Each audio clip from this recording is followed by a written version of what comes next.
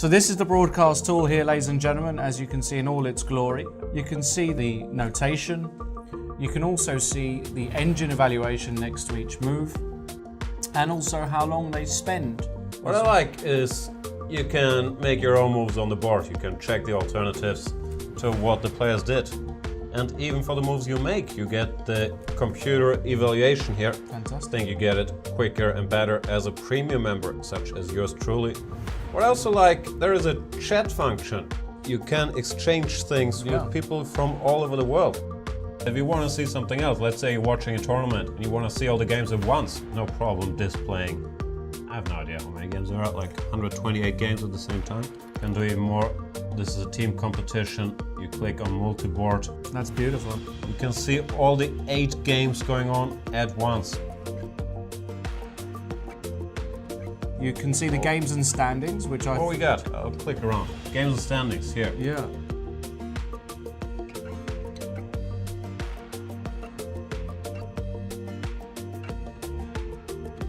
Analysis, if we click on that tab, Let's click on it. You can see that it's a great little graphical illustration. The red line is 0, that is the absolute even mark.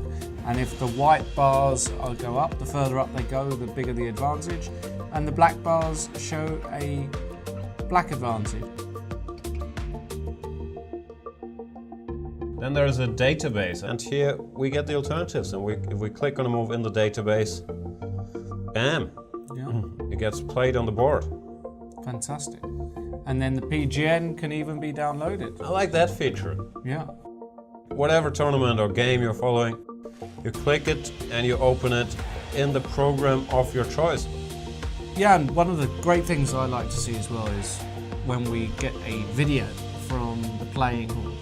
I like to see them in their seats, nervous, you feel the tension, you feel like you're there, don't you? Chess is really becoming a spectator's internet sport. Great that we can see that. I also love to see the fact that we can get in some of our friends to join us during the broadcast. And it's all interactive, that's what we love. And a lot of overview functions there. A lot of great functions there, ladies and gentlemen. Make sure you take advantage of all of them. Let's get back to the commentary. Keep tweeting us, hashtag C24 Live. We love to hear from you. Ask us anything mainly about Laurent's life, but if you have other questions, they're also welcome. Also send us anything you like about Jan. Hashtag C24 Live. Absolutely.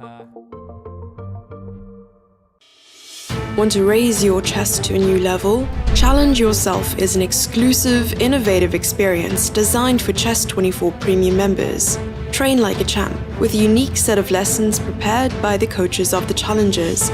Boris Girlfriend and Co. will help you improve your chess.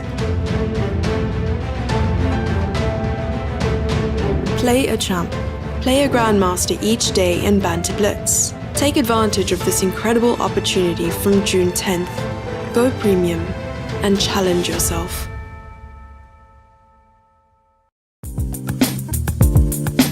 Take your chess to the next level with carefully selected collections featuring some of the best video series from Chess24.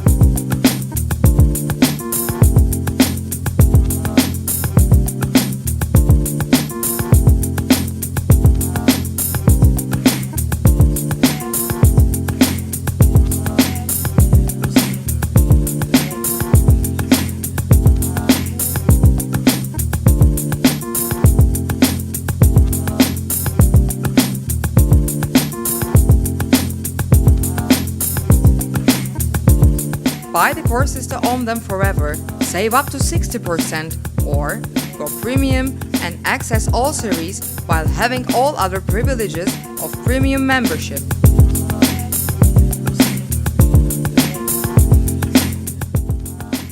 Learn more at chess24.com/deals.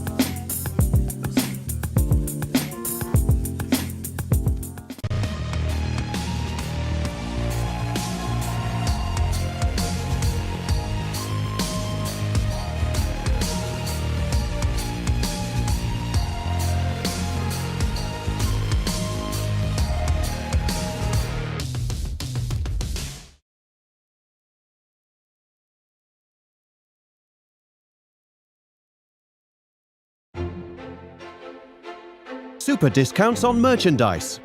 Massive sales on courses from Chessable. Chessable and Chess24 bundles, with new deals appearing every day. Visit chess24.com/deals.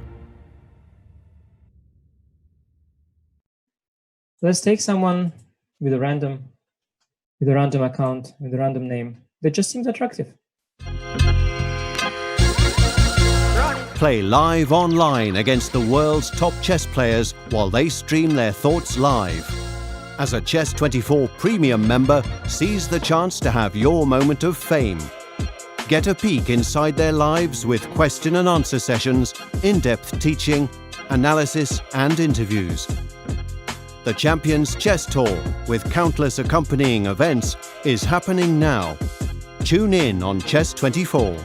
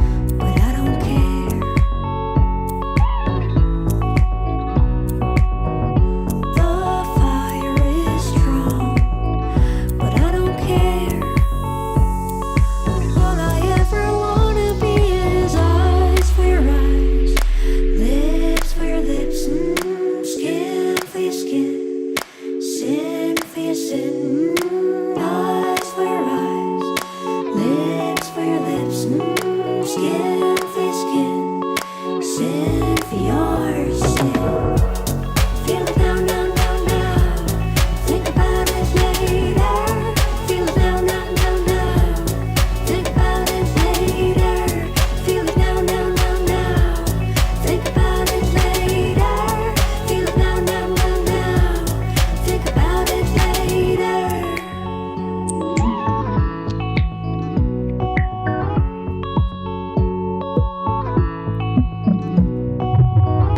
The damage is done, but I don't care.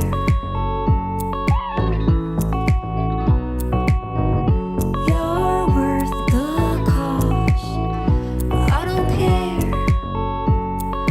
All I ever wanna be is eyes for eyes, lips for lips, skin for skin, sin for sin, eyes for eyes, lips for lips, skin for skin, sin for your sin. Feel it now, now, now, now. Think about it later. Feel it now, now, now, now. Think about it later. Feel it now, now, now, now. Think about it later. Feel it now, now, now, now. Think about it later.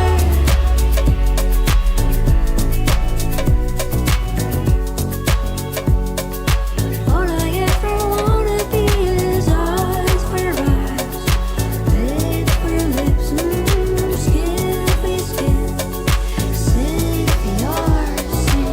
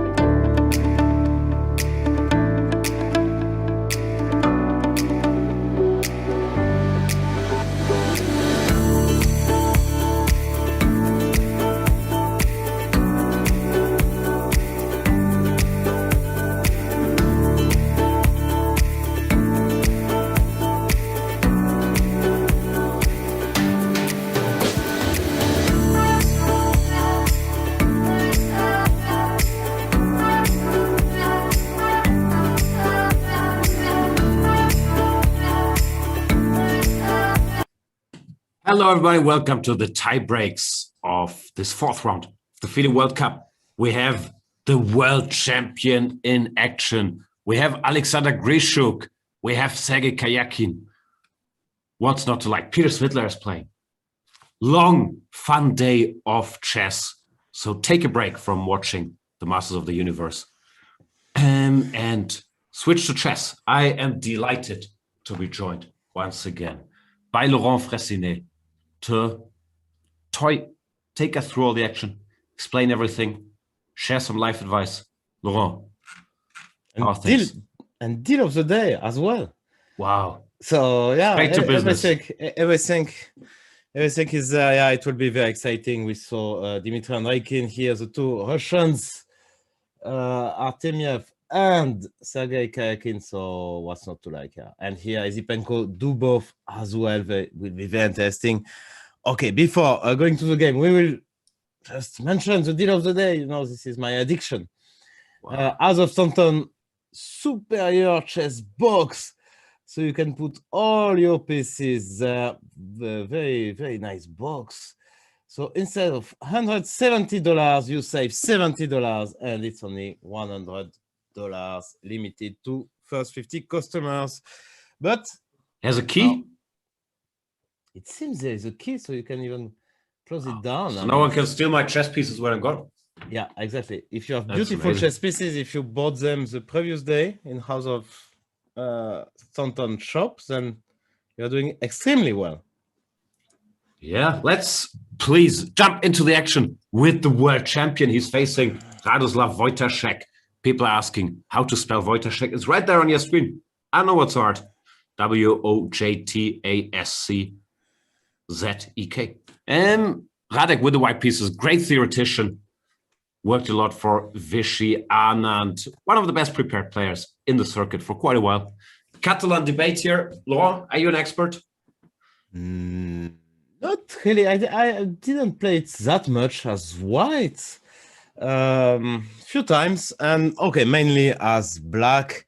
Obviously, when you play c4, e6, you have to be ready for Catalan, Nimzo, and of course, knight f3. So yes, I played all kind of systems here. Bishop b4, bishop d2, a5. I played it without the pawn on d5, but this is interesting. Knight f3, castle, queen c2, protecting the pawn. I guess castle dc is a big line. Queen c2, c5. So that's very normal. The Giri line. Anish Giri played this in the candidates. So Magnus standing on the shoulders of giants here with his opening choice. Let's see how it goes. CD, knight d4, queen b6. Both players seems well aware of the opening moves. ED castle, knight c6, takes, and I think we still saw... the Giri game. Okay, rook c1, very logical move. Asking. You don't even look at Anish's games, no? It's come that far. Not at all. It's amazing. You are mentioning Giri before me. Twice. It's his line. Who did he play this against? I can't remember already. Against Ding? I think it was against Ding. The first time of the candidates. Yeah. You think Magnus is following closely? I think Magnus is following closely the Queen b8 is new. Games of Anish. So Queen b8. Ding, indeed, according to Sotiris, our great producer, who is here every day and giving us a lot of infos and a lot of results.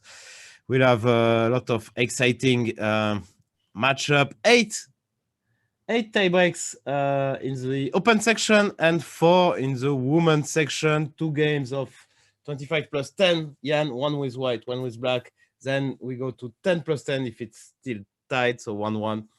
Then 5 plus 3, and then 1 Armageddon. So yeah, let's hope for a full day of action. It's a maximum of 9 games. I mean, 9 games overall, counting the classical games. So 7 yeah, today. but it's 7 today. But there is a lot of breaks, 10 minutes between every game, basically. So that could be a lot, which it's difficult to follow, of course, all the action in rapid. But which board you want to follow as well? I want to stay here. Rook c1. Was this Ding's move? Sorry, I didn't understand what you said earlier. Magnus deviated or Ding didn't play rook c1? I think it's Magnus who changed. And there's was rook c1, bishop d7, and then some quick h5, yeah, in this Ding game. Yeah, exactly. That was something like that. And also, it was a game. Vidit Giri training match on Chess24. This is where the action takes place, of course. So all the secrets get revealed. Queen b8. What's the point of this? So it's a novelty.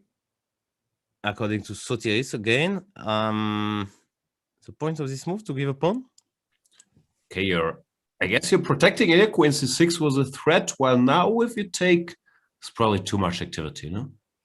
Bishop f5, rook c8, and bishop f5. Yeah, it's interesting strategy for trying to get Radek out of book, of course, as well. Exactly, and I think he managed, but yeah, I don't know. Of course, we all expect Magnus to win, but Radek is somehow fighting incredibly well in both games. He was lost at some point. Because he likes playing Magnus, so he enjoys it, like going for sharp fights, for complicated stuff. He gets kicked out of it.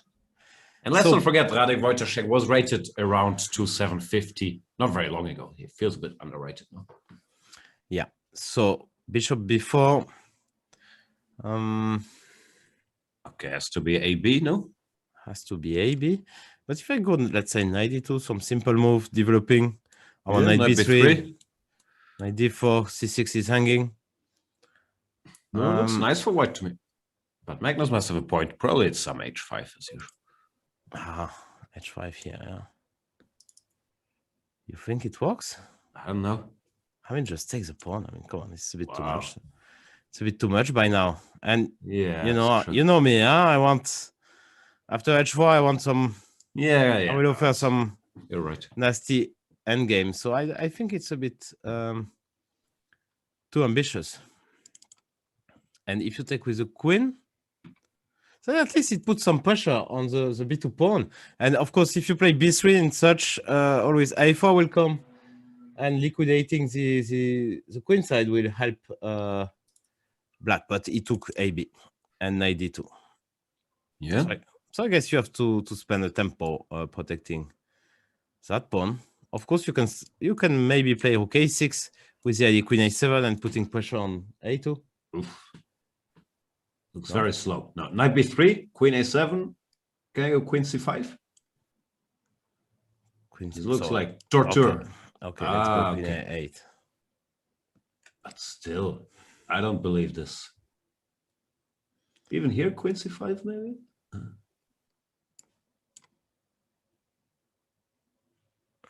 Yeah, no, I'm not. Looks like suffering, no? Like rook a2, just queen b4.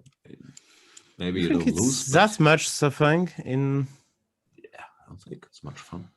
No, it's not fun. No, I agree. I think it's great. It's a great deal for black to exchange this a7 pawn against a2, because then you have only one weakness and you can hold basically. But of course, it's not funny. Yeah.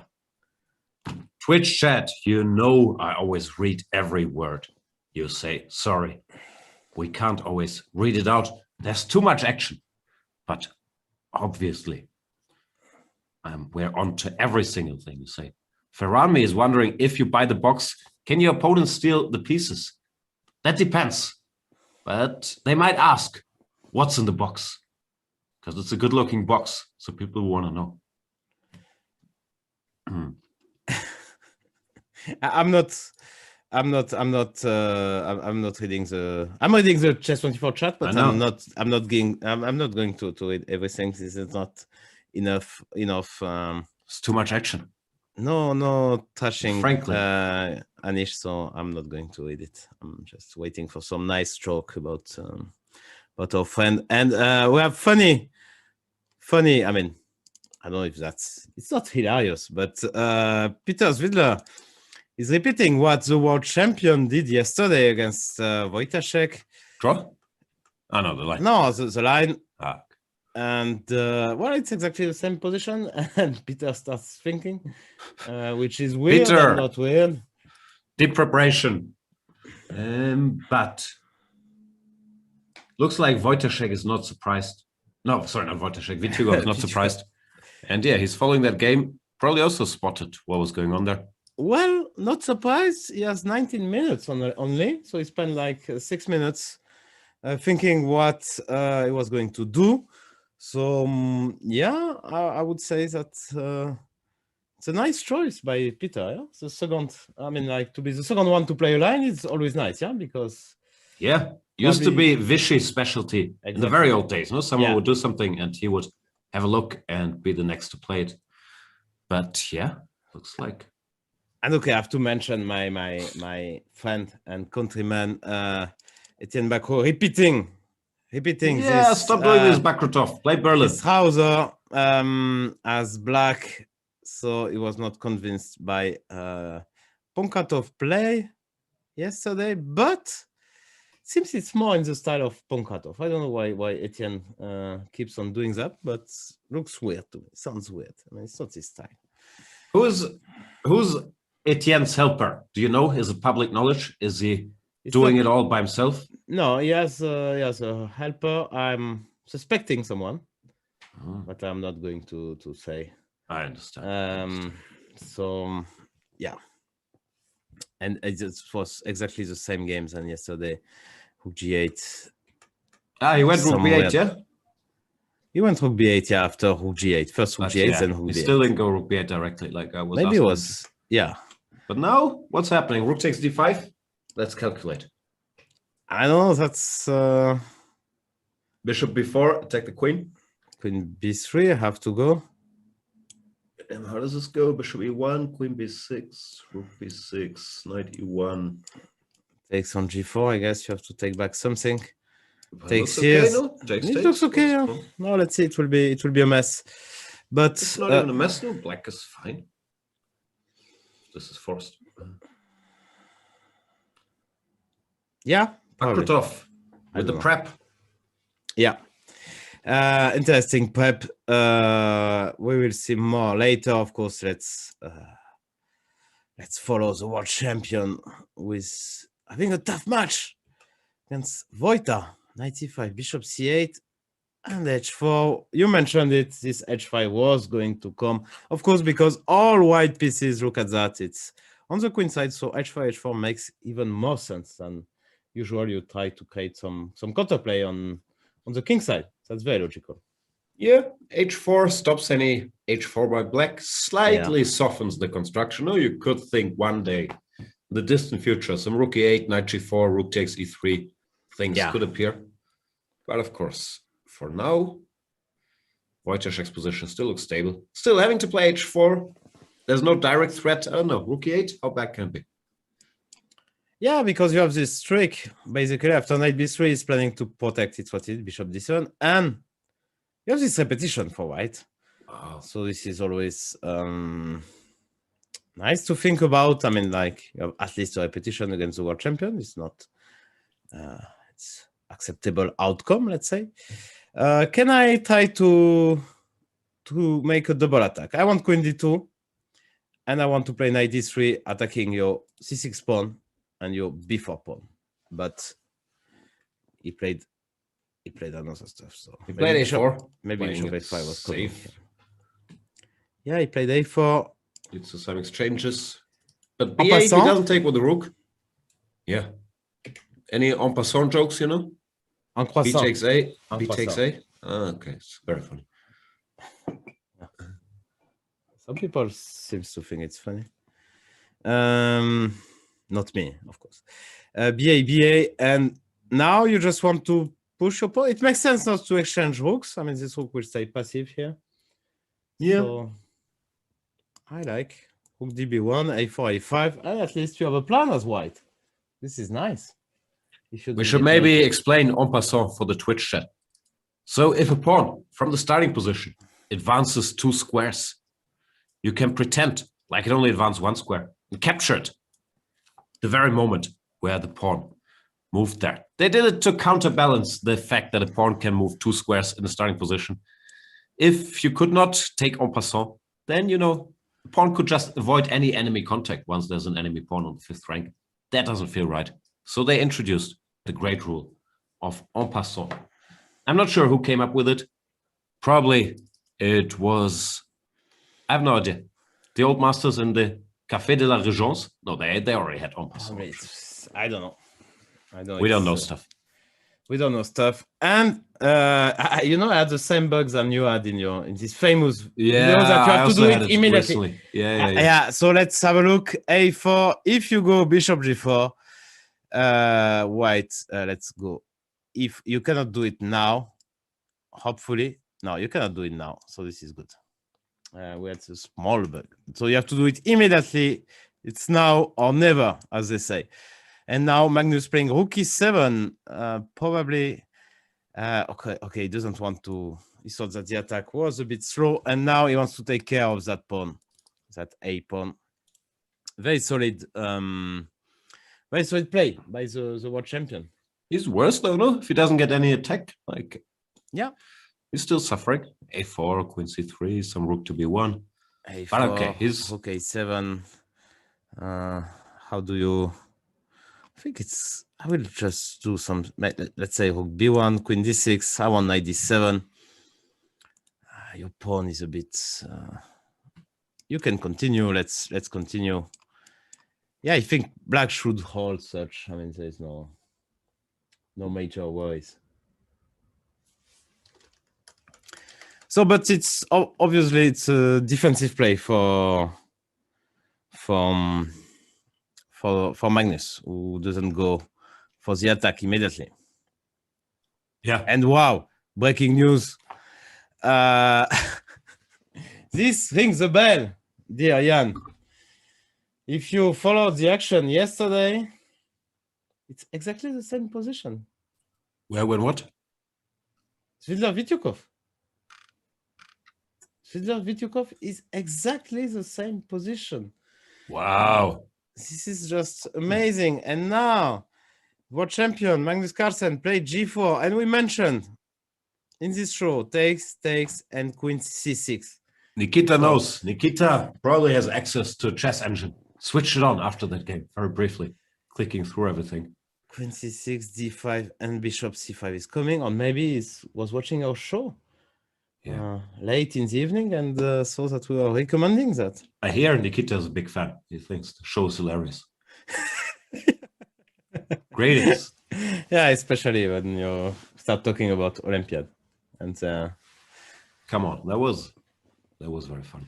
Anyway. That was very funny. I'm not ironic you. I don't. Please don't ironic me. Okay.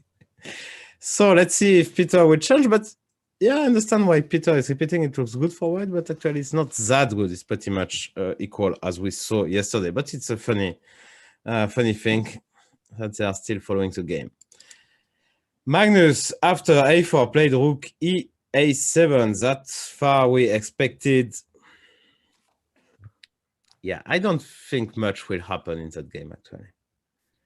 What do you mean? I think it will be a draw. Yeah. Yeah, because Magnus doesn't seem to take risk. Yeah, he thinks it's manageable, probably. Yeah, even if he's slightly worse, it's not position. Yeah, he doesn't understand what goes where. And to be honest, I don't see. Very hard to imagine that Wojtek can outplay Magnus in such type of positions. Yeah, most people. Yeah, I mean, who can outplay Magnus in this type of position? Yeah, that's just way too difficult to imagine. So, especially because Magnus doesn't seem to be ambitious. I mean, seems to he understands he's very slightly worse. He wants to equalize and probably. I think he also respects Radek a bit after this match.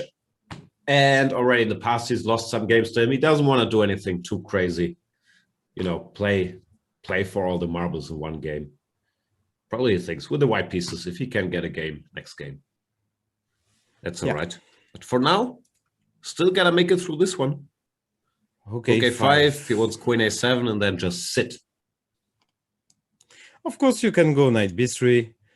And such, you will be a bit better as white. I guess takes. I will take on c6. You probably have to play bishop d7. Now I have to come back. Rook c4 might come. Could be a bit unpleasant. Aren't you hanging all your pieces? Yeah. I'm still. Yeah, no. This is not funny. No. Yeah. Queen d1, bishop a4. Pin. This is going wrong. Yeah. I can still go queen a2, I think, and save the day. Oof. But of course, I should sit on the better side of the door, so I'm not going to do that. Okay, 5 is a nice move. What can I say? So now that all the pieces are on the queen side, all black pieces are on the queen side, isn't it the time to focus on the king side for white? How do you focus on the king side? Like bishop f3, king g2, or you what? No, I mean center, maybe opening something like that. Okay. Yeah. I mean, you can could just lead to mass exchanges, no? Yeah, takes. Everything? You cannot take on a4, I think, because takes queen c6. Did you calculate? Bishop d7. I'm not surviving. Ah, take. I'm unlucky. I'm lucky. I'm not good. I'm not good, but Such a luck. lucky. Better lucky than good, as Oh. they say. But you know what? You can do that here. Yeah. No. Okay, you are still a pawn down, but even such. Feels like it should peter out somehow. Yeah, okay. even g6. But okay. Even. Black always the side that has to be a little careful. So e4 is a move. And if you let me play e5, then who knows? Yeah. Go wrong. Good spot. I would definitely play e4 here. Because first of all, I'm a chicken. It looks so safe to me. Why not? Yeah, I like your thinking there. And the Chicken Chess Club is honored to have you as a member. Who is the president? Changes all the time. Changes all the time, yeah? Yeah, because I mean, Anish was the president for a few years, but no, now... no. That's only in your mind. Anish never really qualified. Hey. So...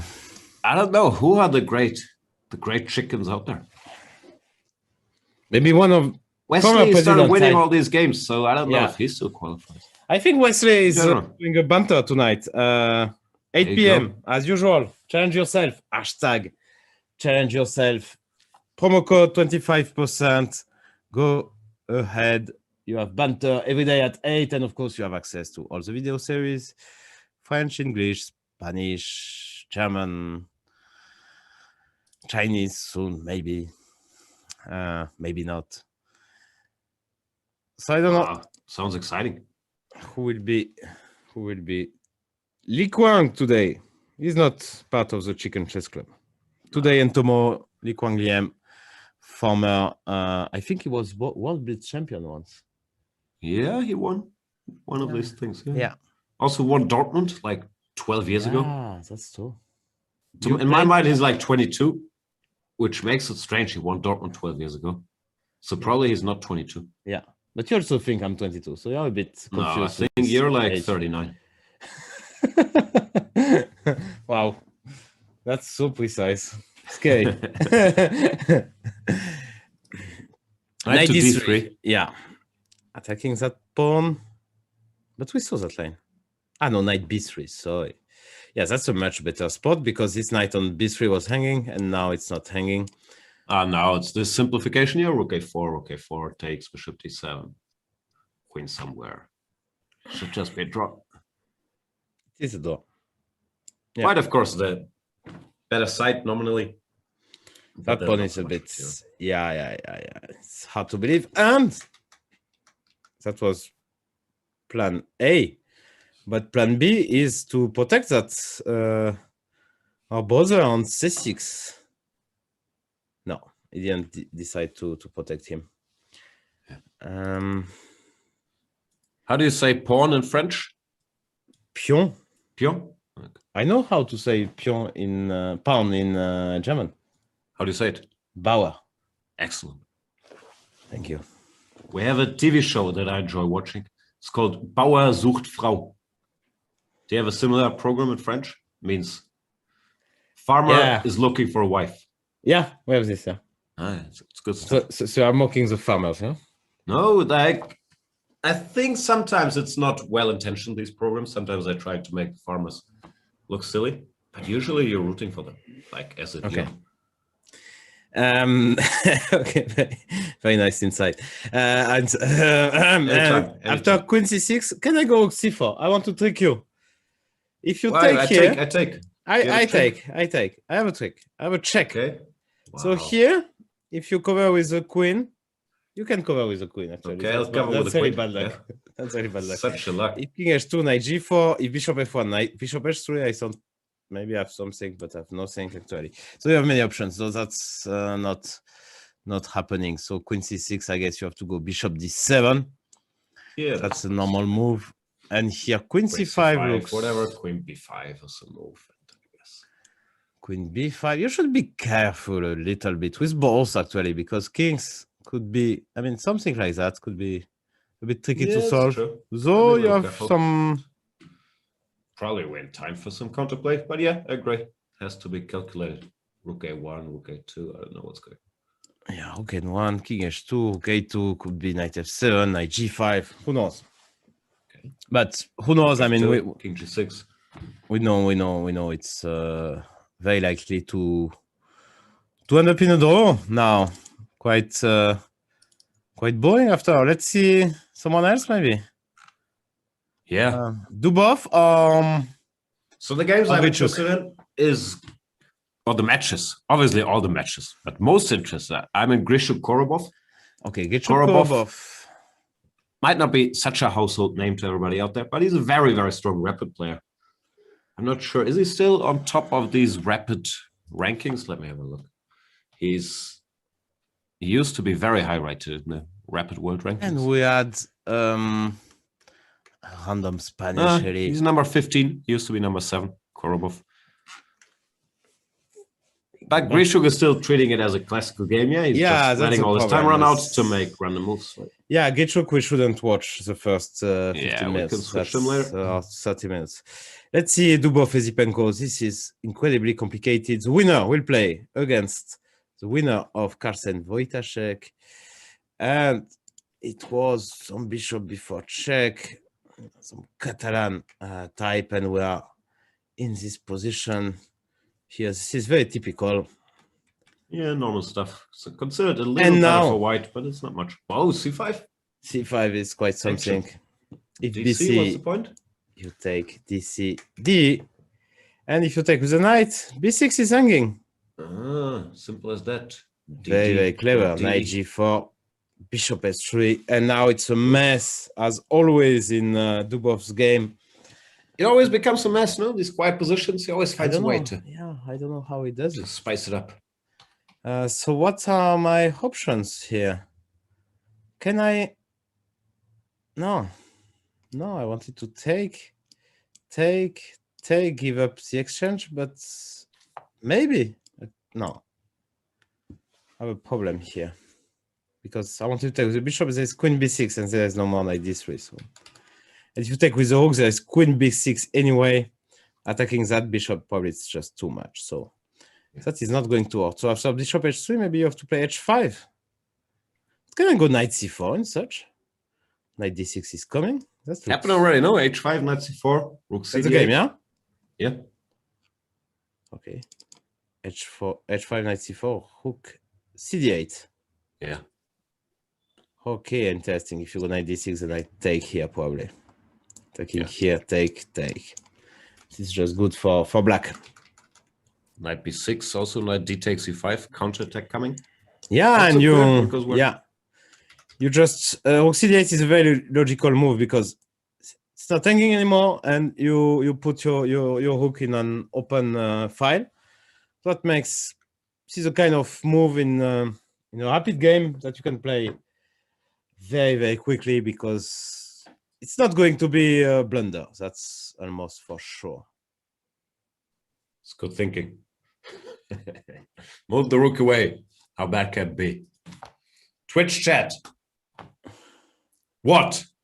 All I see is they're not responding. They're not responding. Respond to what?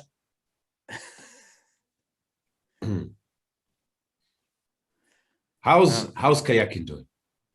Kayakin against Artemiev, and it's a pretty very slow. Artemiev decided to give a try to Reti. Of course, you can't expect to be winning after the opening. If you have a playable position, it's already a success, and it does have a playable position.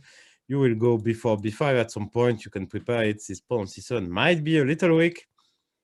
Could be a bit better for white, actually, at 16 minutes against 9 minutes. But let's not forget that we are watching the Minister of Defense. He likes being slightly worse. Defense, make a draw.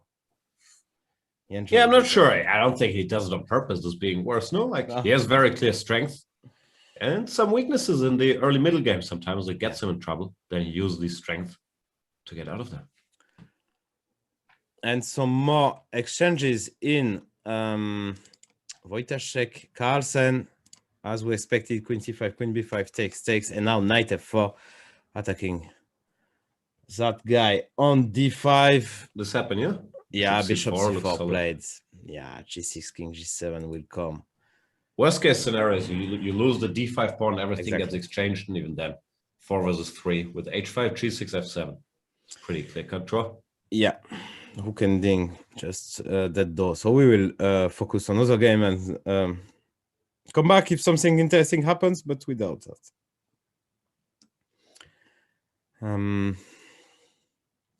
Ezipenko and also Zvildler video call. So let's see. Okay, g4, d5 was played. So maybe you didn't watch our show after all. Hard to believe. CD. Maybe he has better engines than our show. That's hard to believe. I don't know. Yes, only 9 minutes. So he's out of book. Oh, yeah, it's true. Yeah, no, I mean. So maybe he just saw the game walking by and decided to wing it. Yeah. That's what did G4, Peter. D5. Sure. We also mentioned d5, no, as it looks nice and active, but Yeah, we couldn't I'm make not it sure work. we So we went deep. takes here, threatening bishop takes bishop c5 check. So what do we do? Is that working or not? I'm not able to calculate. Bishop f4, bishop c5 check, rook e2, bishop c7. This, I don't know how to judge this because it looks in a way good for white, but I've some play here, so it's not trivial, and that's probably what Vityukov is thinking about. Because what else? You can also take back here, actually. That's also an option. If you takes, then I have always this nice check. And I will take back here, and it seems that your king. Hang on, knight no takes more. d5. If I start with bishop takes, I'm feeling you're bluffing as usual. I take here. Ah, but you have I take here. I give a check. You go knight knight e3. 3 ef. Of course, I didn't see Rook f4. even the start of that, but Maybe it works. Maybe I'm making it. it's all part of the plan. But now it looks kind Yeah, of okay. I'd be huh? scared. Yeah. I think you're right. That was pure luck. You could feel it's working. Yeah. And I'm lucky as well. So But also, if we That's back a up CD, EF, bishop f4, I yeah, was bishop thinking F- just bishop d6 or back a bit, even if we're losing a pawn. Yeah. White king looks weak. You're so Some generous active these move. days. You didn't used to be like that. Winning, Rook e4, that's analysis. It's different than my own pawns. giving your pawns rook e4, you give your rook, which is Oh no, the rook maybe- is too much. Sorry, Yeah, sorry. no, No, the no, rook no. is okay. The rook is okay. we'll No, take it. I can't hang the rook. Apologies. No, you can. No, I understand what you're saying. And knight bd7, knight e5, but still, some play like that could be interesting. Yeah, Maybe or so. just some move h6 to stop g5. H6, I can't but- believe black is in big trouble here. Okay. I could be wrong. Yeah, you could be. Hard to believe though. That's true. So let's see what he does, but many interesting options. But look, I think Nikita is regretting now not to have spent yesterday like 10 minutes switching on the engine and just looking at Yeah, that's what she surprising. says. Let's have a look at Dubov. Many exchanges coming up. Knight d5, knight fe5, knight xe5 will come, and this is just massive liquidation as far as I can see. Takes queen, no, rook takes maybe simply. Rook takes played, queen b6. I guess I have to take. Oh, rook d7 is as well a move. That should be a draw, right? I don't know. Yeah. Hard to believe. Anybody can be better than it. Just take Yeah. a rook e7 or whatnot. It feels everything will get exchanged. Takes rook e7, then rook b5, Whatever. Okay. rook d4, let's say something like that. Yeah. Nice Rook e7 immediately played. Okay, also why to panic? for Ezipenko. It looks very much fine for him.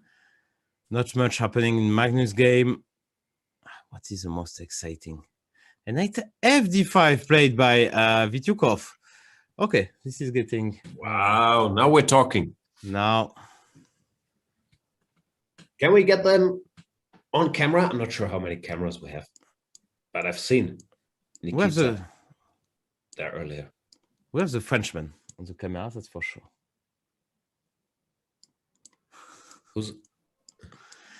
There's only one today, because the other one was the first one to make it to round 5.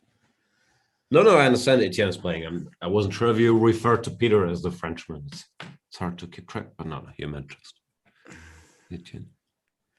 Yeah, can I try Knight FT5? This is exciting. To protect? And it's not clear how you get back the piece. Rook G4, King H1. Or even Rook G3 sounds fine to me. And slowly we will untangle, I think. It's hard to go for this as a practical player, no? Like, it feels scary for white somehow. Then again, it's a piece. Peter's principled. Yeah, his principle, and if his, I think his forte is sharp calculations and really precise one. So yeah, I think he's even older than 40, but it's still his strength. Okay. Yeah. But yeah, I agree. Knight FT5 played. Twitch chat is suggesting Rook A8 instead of Rook E4. I have a feeling Twitch chat knows that stuff. Okay, takes. Ah, Rook D8, yeah. Wow. It's like a good move. Domination. Bishop D2. Obviously, the idea is Rook D2, Queen D2, Bishop E3, and Nietzsche. And it's played Rook F4. Bishop G5 is played. Bishop Rook F3 will come. What else? Rook F3 is played. And now Nikita. Really fine Rook A8. I would really think so, actually. It's a very natural move to make. This position is on the board. Yeah. Not Rook A8. No, the position before. Yeah. Rook A8. Yeah, it's Kichuk who told me once that the only one, yeah, I mean, it was like 10 years ago, but the only one who is really calculating precisely and showing concrete lines after the games is Widler, actually. Besides the rest, is more or less calculating and so on. That was a bit, I think, harsh, but it tells a lot that Widler is showing a lot of lines after the games and with clear-cut conclusion. Yeah, no, his style is also, I think, very, based on him trusting his calculations. Like I did all this commentary with him. It's amazing how much he calculates. You show him any position, boom, boom, boom, and the lines just, pour out of him. It's a special gift, yes. Yeah, and it's not like, let's say, if we take Kramnik, for instance, of course, he was calculating very well, but it was more intuition based, yeah. Like, let's say this looks good, this doesn't look good. I can a lot of play here, not here. I mean, it was less. Yeah, I guess with most top players, I'm not sure it's stereotypes. Of course, everyone's great at everything, but it's more of a mix. Yeah, like you calculate something and you feel something, and yeah, Peter, he's probably a little heavier on the side of just calculation. While I don't know. I don't have any examples for people that are more intuition. I feel all the top players that calculate a lot. No? Who do you think? As more intuitive player. Is there a comparison? I mean, Magnus is very good in calculations, but let's say he's basing his game much more on intuition than, let's say, Caruana. No, Magnus, gets but he also calculates a lot, of course. Of course, but it's much more. I mean, like I think with him, it's maybe. Sorry, go ahead.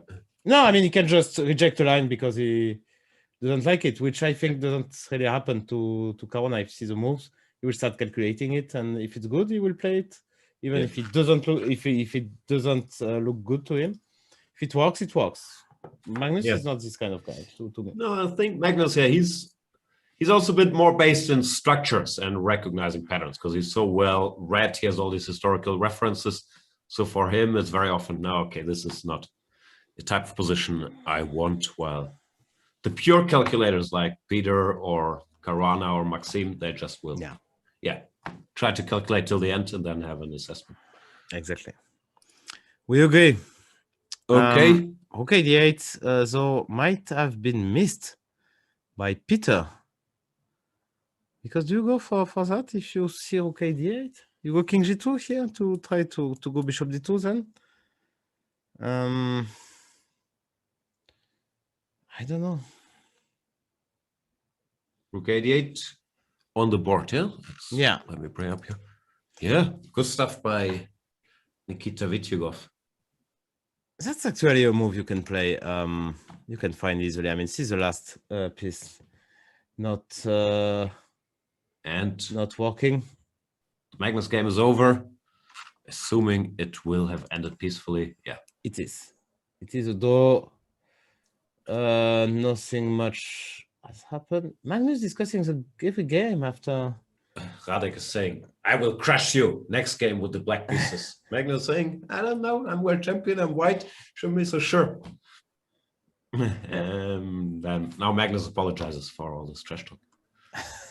And off they go. So again, he has one rapid game. If it's a draw, it will be 2 more, so very tense match. I like this position here. Let's stick here. It's such a rare position. It's a full piece down just for activity. It looks like black is fine here. Yeah. I need some French adrenaline. You know me. Let's have a look at, and the position is funny. So let's have a quick look, very quick, to back row against Pankratov. And it seems that back row is doing extremely well. They followed our line, actually. And it's just a pawn up. Some very nice center here. If you can protect it, let's say king e7. And what winning, no? Yeah, 3 pass pawns. Of course, you still have some tricks as well. 93, 95, and 93 bishop e4. 94 is coming. Yeah, so good news for the Frenchman. But of course, let's come back to Peter Zvidler, who played king f1 and pinning. He wants bishop d2. So now Nikita has to do something clever. Can I go queen c6? I'm really playing for the pin. If you go bishop d2, of course, I have a cheapo here, rook d2, prophylactic queen d2, thinking. Exactly. I like it. You're very sharp today. Every day, no? That is true. Today, especially sharp. Did you have a good night's sleep? Excellent. Who are these people? Let's have a look at Abdul Sattarov. He's like half the size of his opponent. Okay, let's have a look at Abdul Sattarov. Nordibek again with white in trouble. Pawn down. Oof. That's going so wrong for Abdul in these games as well. Oh, he's in trouble here. Yeah. F5 played, which is apparently a blunder. So when we come, they start blundering. F5, what's wrong with F5? Let's spot the trick here. I'm not sure, actually. I'm really not sure. How do we do that? It's a blunder, yeah? F5? Yeah. You know what? It must be 96. Allez. Allez. Rook b6. Oof, oof, oof. King c8 seems normal. 96 attacking here. Everything here. A5, here. e6, d8. Wow. You think there is a chance that the young prodigy from Uzbekistan will miss such a trick?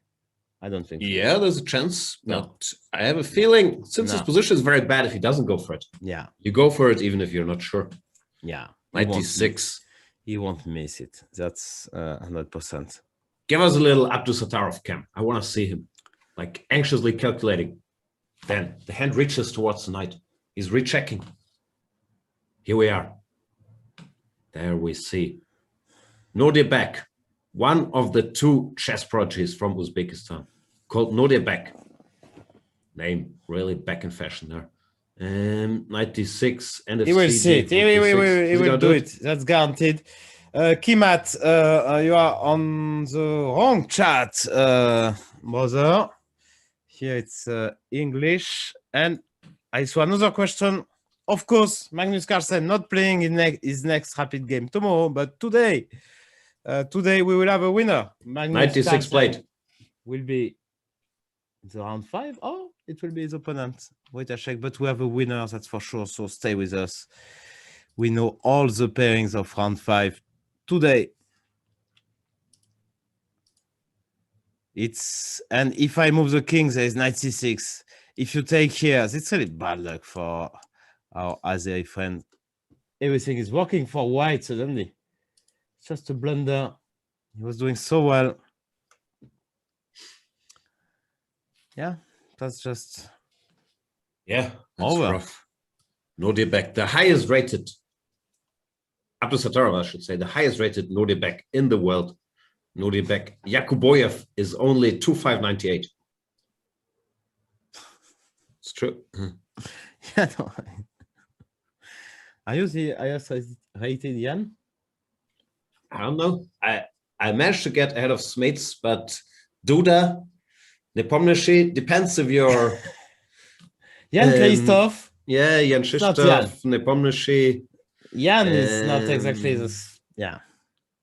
I'm safe with my given name, actually. Must be nice. Yeah. I feel it's important to be the first of your name. Yeah. Okay, let's have a look at his suffering after 96. I look at his Noah Bailey. Really not happy about how it went. Of course, we have Frenchman on the camera. Let's have a quick look and then we'll come back to Peter Zwiddler. Oof, that doesn't look good. That doesn't look like good technique. From Etienne, he has such a good technique. Great technician. Yeah, great technician. But I don't know, he changed his style. He decided to play it to play Sicilian for attack and to have a mediocre technique. I don't know what's happening, but now it's not so clear according to the engine and according to the eye test as well. You just put your pieces on very, very strange square. Before played by Pavel Pankratov, Yeah, or why Pavel not? Pankrock, as his friends call him. Before, and As far as I know, Bakrotov, he will try to go will bishop bring the c6. bishop, yeah. That's typical Bakrotov. Let's see. There comes the Bishop bishop. c6 played so many C4, times. explosive move. Do you think that's very funny? The C4 explosive jokes? C4 explosive. Didn't get it actually. I guess it's very funny. All your jokes are. No, because C4 is like, I don't know how to say it. It's an explosive dynamite. Okay. Is it? Okay. Many people Dynamite, are yeah. using a lot of C4 punchlines. Okay. I'm not quite used yet to the English show, but I guess I A will. plastic explosive. Okay. C4 is an explosive. Okay. Fantastic joke. Yeah. Yeah. That's not, of course. Should I mention the joke of the day yesterday? That was brilliant. What was the joke of the day? It was Jennifer. Ah, okay. Yeah, that was hilarious. Okay, let's go back to Vityugov against Zwiddler and some creative way to deal with problems from 8 times Russian champion A4, K3. That makes a lot of sense, of course. Queen E4, Rook A3, and Rook C8. Okay, Paul Botta seems to get out. Rook Once C3, again, no? yeah. Position looks ugly, but Peter found a way to bring the rook. If he stabilizes in any way, he's a piece up. He can lose some pawns.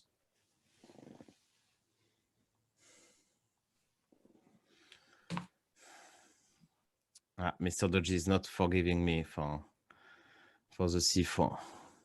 Christian is asking Jan Gustafsson, when does start second Magnus game? How does it work? They wait for around 10 minutes. They don't wait for the other games to finish, no? No. They are waiting for the other games to finish.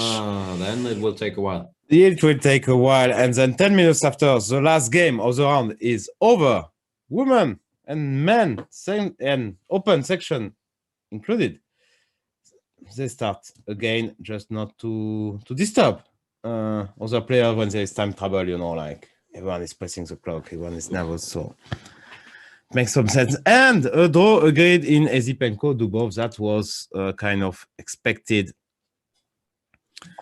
So Dubov, he's breaking the dress code again with his Balenciaga sweater. I checked. The dress code says you should wear a formal shirt and a neat suit. You think Dubov is arguing? Since the sweater is so expensive, he can wear it? I think he just, if he has a fine, then he'll be happy about it. He will brag about his fine, as far as I know him. Don't you think? Yeah, I don't know. I mean, if you have a Balenciaga sweater, gotta bring the drip. Okay, and we see. So Peter is kind of pissed up right now. Still not over, but he's looking close to untangle here, no?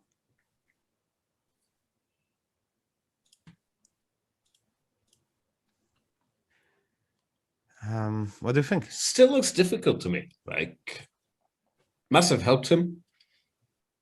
But there's still no safety for the king. It's Peter. He's great at calculating and all that stuff we said before. For me, with my stupid eyes, it doesn't look easy. No, it's not. You need to get so many things out of the way. The king is insecure always. Like king g2, h3. There's a black a pawn. Like, I'd still think it's a total mess. Yeah, that's true. And what about our surprise boy, Ivic? Piece up as black against Andreikin. How simple Ivic as is that? just crushing the field. Ivic is just incredible. So some play, of course, d5. There is how many pawns? There is 2 pawns for the piece, but cannot be enough. I mean, it cannot be simply. So, yeah, that's just amazing what he's doing here. Yesterday already was very close to winning, but a fortress preventing him from winning so many games going. Grichuk, we promise we'll come back to Grichuk, and I think Alexander Grichuk is winning by now. You got 2 knights for rook. Oh yeah, this is a technical victory. This types of positions, with both knights being stable. I think it's pretty hopeless actually for black. Yeah, the rooks. I agree. Don't do much damage. One day the knights will start attacking things. Of course, the Grichuk time always gives you hope. I was in that situation many times that Grichuk has no time, I have plenty of time, and I'm lost. And I think, okay, he's going to blunder in time trouble. But this never happens. That's a nightmare. While we have a result in Artemiev, Kayakin. One, no? Looked like Kayakin resigned. Yeah. Oh, it finished in some small tactic. Very small tactic. If rook takes here, queen takes g4, and I take here with check. King h7, even bishop e4. And I will really take the rook with check. It's game over. 1-0 for Artemiev. That would be a surprise if Artemiev would knock out Kayakin. So we go back to Paul Borta, right? Yeah, still trying to stabilize.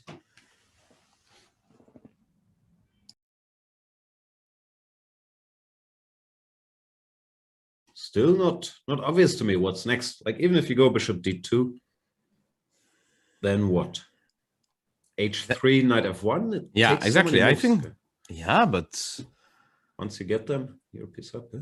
Yeah, that's a point. What does black do? A5, A4? Do we have better? A5 played. Ale. So what if I just go bishop d2, you go a4? Do I really need h3, or I can be just go knight f1 immediately? Okay, I give you a pawn. But I win a tempo.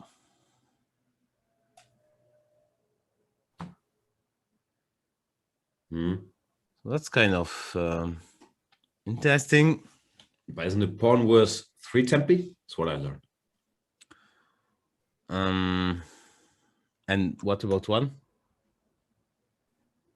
No? I don't know. Then again, if this tempo means the a pawn reaches a1, that's a big factor.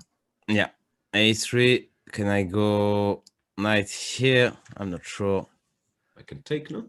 You can just takes and play rook e2. Pin. Oof, that's bad news. Yeah, so you should be very careful as white. It's not an easy position to play. While it seems Bakrotov, I saw French friend on the chat who says that Bakrotov was completely winning, and now it looks like a draw. He blundered a nice trick. Look at that. He was winning. Rook c3, played bishop f5, too safe. Knight takes e5, bishop h3. If you take here, I just take here. Oh, that's painful for Mr. Bakro. And now you lost your e-pawn, which was a major trump for black. It's a draw.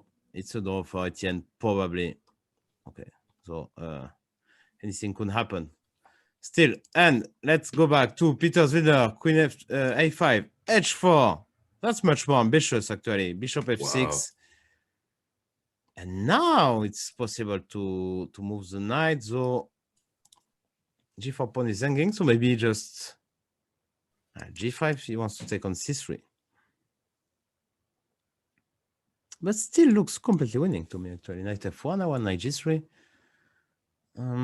So optimistic. Yeah. Bishop d4. Bishop e3. How are such, actually? Is it just, let's say, something like that?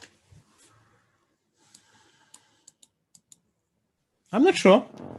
I don't know, but we made a lot of moves too. Yeah, that's true. Serve g5, for example.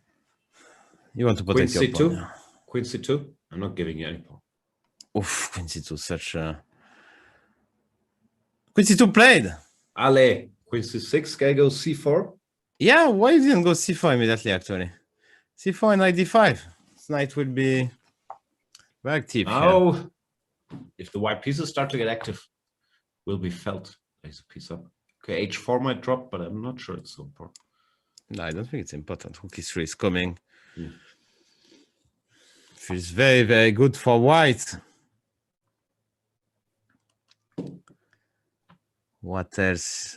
Many interesting games, obviously. Abdusatov seems to be winning. Ivic against Andreikin as well. But we are staying on our favorite Russian guy here. Queen c6. 1 minute for Vityukov against 30 seconds. He has to play a move. He played g5. Okay, he just wants, after bishop c3, I guess he wants to move the knight.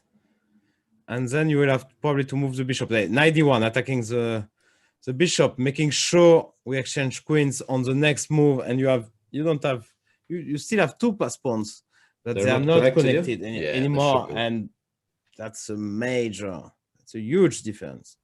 Great game by Peter. Yeah, just, keeping everything coordinated. Vityukov's play looked very pretty, but piece down, he did not manage to keep the pressure up. I think you and Peter are good friends. Are you allowed to jinx him like that? To say great game before it's not over? Or how does that I know it wasn't meant as a jinx. I'm saying he's played great so far. I don't think it's over, but I think he has a great chance to win. And Bakro against Pokatov was a draw, some miss chance for the French player. Pity. So takes rook d3. Yeah, I know it was not meant as a jinx, but he might take it. He's not watching. This is not Twitter. And of course, Lawrence Trent, the biggest jinxer Peter ever experienced. When Peter was up 2-0 in the World Cup finals, and Lawrence tweeted at Paul Borta, congratulations on winning the World Cup. That was rough. But Lawrence claimed he didn't do it on purpose. Yeah, I believe him. So now we have a nice look at King F3. This is very good technique. Why? Because you want to prevent rook e4. King F3, now knight e3, knight c4, and you are in full control. That's why he's playing rook e1, trying to activate his rook. Also, we got the Paul Borta came back. Now we see Peter Svidler with the white pieces against not only his countryman, but his, how do you call someone who's from the same city? His city mate? Maybe. Fellow St. Petersburgian? How do people from Paris, how do you call each other? Parisians? Brothers. Of course. And Abdu Satorov won. How cute is the finish? Look at that. Knight e6, knight b6, bishop e7, and rook a8 check, bishop 8, only legal move, and he didn't go till the end. Bailey, it's a pity. Checkmate. Beautiful. Congratulations to the young prodigy. He won his game. Let's go back to Peter. Of course. Such a fire starter. Going up 1-0 in this match. The prodigy. Yeah, it seems now in control of this match. Peter is trying to get mated. G6, king h6, king g8, bishop f8, almost mate, but it would be white to move. So you go rook d8, bishop f8, bishop g7, and you win the mating game. Rook d1, you should mate. Hang on, something's happening. Oof, Peter sacrificed a piece. Wow. But he calculated that he's winning. Knight e3. King g8. Knight g4, knight f5 is coming. Such a guy. Brilliant play. Paul Borta feeling himself. Amazing. Domination. Now he's a pawn down. It's over. It's just mating. Yeah. h6, knight f5. Knight f5, of course. Edg will come. What else? Yeah. Knight e7 or knight king h6. h7. Rook here. Takes the pawn. Knight Check. e7 looks cleanest. Yeah. Just check. rook f8. King g8, rook g7. You have to go rook g6. King g6. It's over. Nice game by Peter.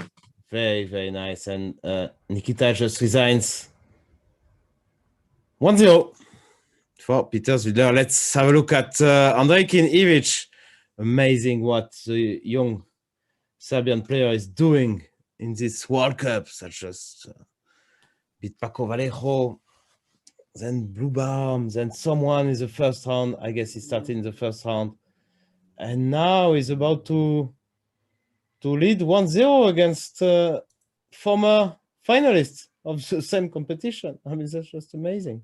Yeah, Andreikin is very tough, experienced warrior in this format. Incredible chess understanding. So for an 18-year-old kid who most people, including me, had not heard of before, just come here and crush everyone. We don't see it often. And in the meantime, Alexander Grichuk, we know him a bit better. He won his game. No surprise. So this is the last game in the open section between Andreikin and Ivic. While in the women's section, it's going on in all the games. Still playing 4 games, still in progress.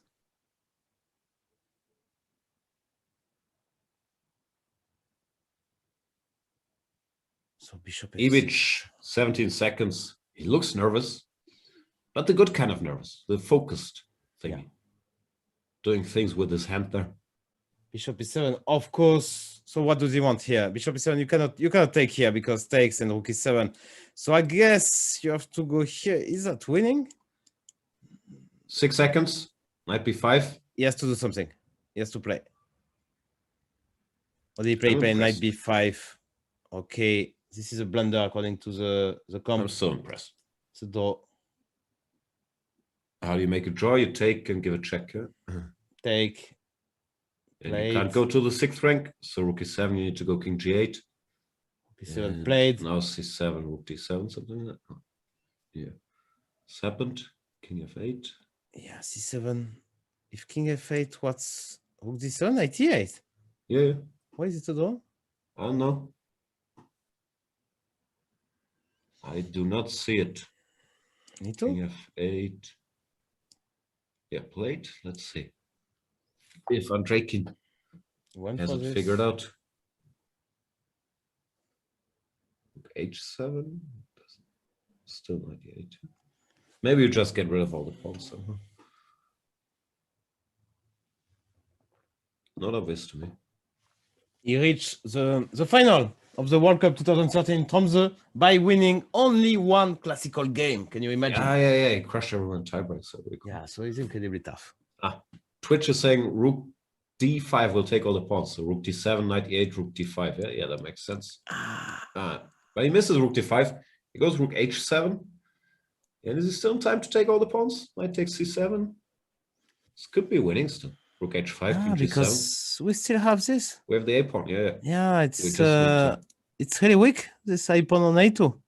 You just go here, or b5, rook c2. Then you can even give that pawn. You don't care. At some point, let's say this is a concept. I don't know. Went if rook immediately- c7. I wants knight d6. I don't understand why rook c7. I think Or it's a c7. bad move. Yeah. Looks very strange. But okay, come on. I mean, just fantastic game. Yeah, he's giving all the pawns though. Looks risky. King g7. It's worth the risks, no? You take a2. Okay, but do you queen in time? Maybe you do. Really, probably not. And Alexandra Goryashkina won her first game in this tiebreak against Antonetta Stefanova. She lost the first classical game, but now she's back on track, while Danidze won the first game against Shuvalova. So both players lost with black. So they will be in a must-win situation as white in the next game. Shuvalova's dad can't be happy that she lost. Mr. Shuvalova. G5. Okay. Computer seems to think it's a draw. I would really think I'm winning here as black, but yeah, doesn't seem to be the case. 94. Just King f3, I guess, yeah. And if knight f2, I just go h5. I won't check. time is running out. Knight c4 Even played. with knight c4, still trying to just queen the pawn. Rook a6, how does this work? Rook c2, h5, a2, rook a7. Isn't it h6 more clever? Just win some time. If you go here, I go here. If you go here, I think I will play h7, and you cannot really prevent my queen. So rook a7 played. Could this be just a puppet wall, actually? King g6, king g3. Or is he playing for more? Does he want to mate the guy? I don't know. Could be that both players are playing for a win here.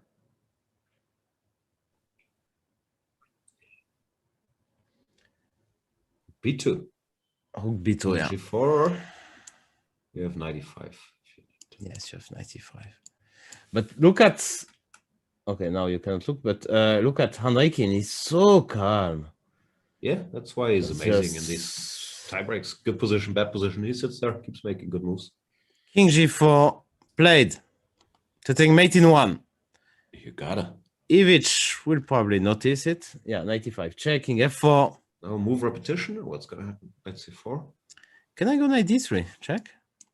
If you go king g4, has improved my situation, it seems. Knight d3 check played. But the problem is that king e3, you're just losing that a3 pawn. Yeah, it's draw, right? King e3, knight f2, rook a3, any move. King h5, Yeah. draw. Yeah, something like that. Or king h5. Yeah. Poor Look at the guy. control. He's playing rook b3, playing for a win. Oof, he's tougher Amazing. than us. Oof. He can't join. He can't join the chicken chess club. No, he can join the commentaries. He's too good at No. playing. That's for sure. So a2 is could be next.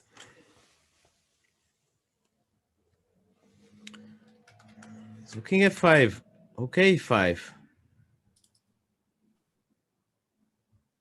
Yeah, it's true that he might be the next.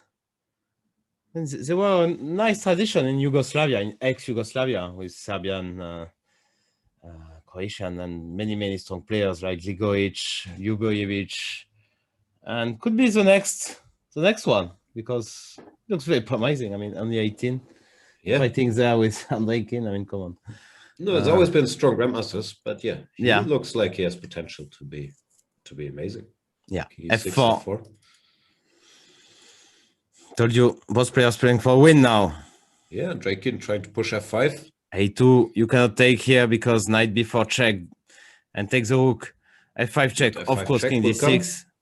And now push them. Push them good. Where what is the best? He's taking so many risks, not letting these pawns run. That's just It's crazy. yeah. Not afraid of his showing.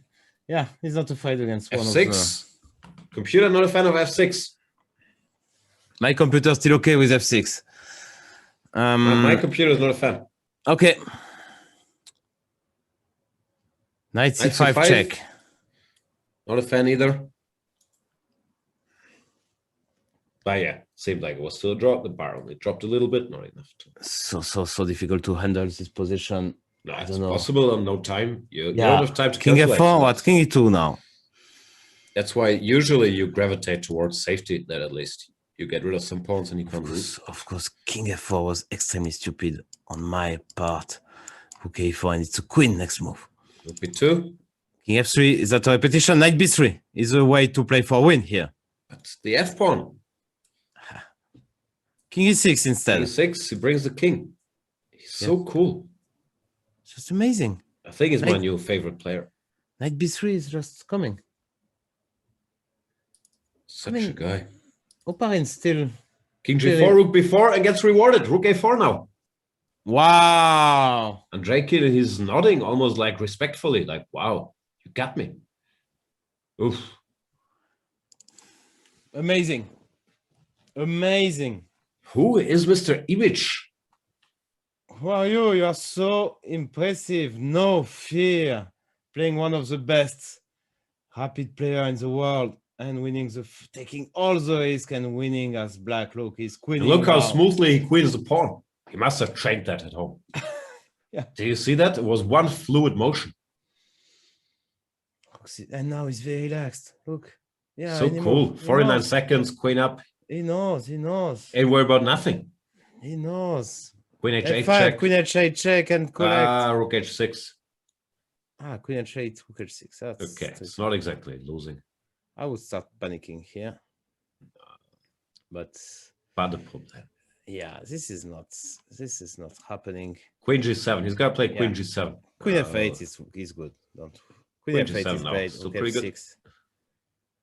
And now g6, rook h4. Yes. I mean Queen g7 is Queen g7 was better. Queen h8. I like it. Okay, King e5 now. Come with the king. Okay. It's a queen up. Even we would win. Yeah, King e5 played. Queens are good.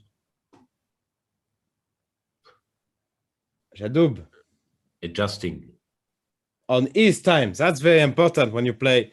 And that's what you might not see in the Armageddon game. You should adjust on your time and then press the clock. You should also do that in the Armageddon game. People don't do it and they get away with it, but yeah, that's the not rules normal. don't change. Yeah, no, of course. King g6 played. There is some kind of stalemate ideas. Ooh, No, sorry. going for the putt build. This is stalemate. So still you have to show a little bit of precision. Rook f4. Rook e6, rook h4 played, rook e6. Ooh. Is there another D5. twist? You cannot take because of stalemate. You King don't have d5, to rook take. e8, queen d6. Oof. What did he do? He relaxed too much. What a shocker. King f4 with 7 seconds. Oh boy. Rook e8. Queen d6. Okay, Queen still d6. winning. He's still winning. Here, Such check, a guy. check. King takes g5, f8 queen, queen g6 checkmate. Works, no? King g5? Yeah. He did it. Such a guy. It's just amazing. It's a draw, according to the machine. What? King g5 is a draw? What? No. It's mate. Where's the draw? I don't get it. I don't get it. f8. Maybe the machine doesn't get that f8 queen, queen g6 is mate. There's no draw, is there? No. No. Okay, let me see. Wow. No, that was no draw. Must be some Yeah, no, that's true. freeze thing. Yeah. Okay, let's have a look at Ivic wins. Yeah, that's amazing. Last game, Katerina Lagno, while we have a problem with the cameras, we are sorry about that. Happens sometimes. We are very far from Sochi. Yeah, Lagno is going to win. You shouldn't exchange rooks, but if you keep rooks on the board, then it's a win. While in the other game, Alina Kashinskaya lost the first game as black.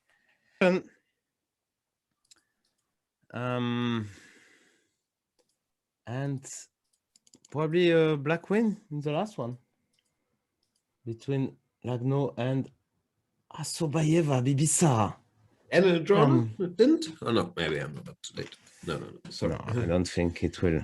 No, this is winning. You shouldn't exchange rooks, as you mentioned, but she won't. No, she won't. She's very experienced grandmaster, very, very strong in rapid and blitz. She won many titles, so good nerves as well. Should I go F1 here and try my very last stalemate tricks? My very last trap? What's your last trap? This King rook g3, F1, rook f3? Yeah. Nope. So here you not play. With Katya. So she played King g4. If rook f4 here, not King f4 because that will be stalemate. But Bishop f4, you give a square for the king, and this is all over.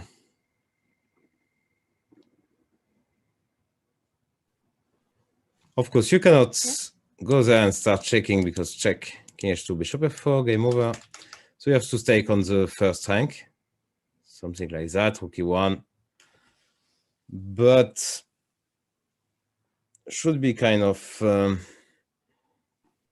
easy for black. She played rook e1.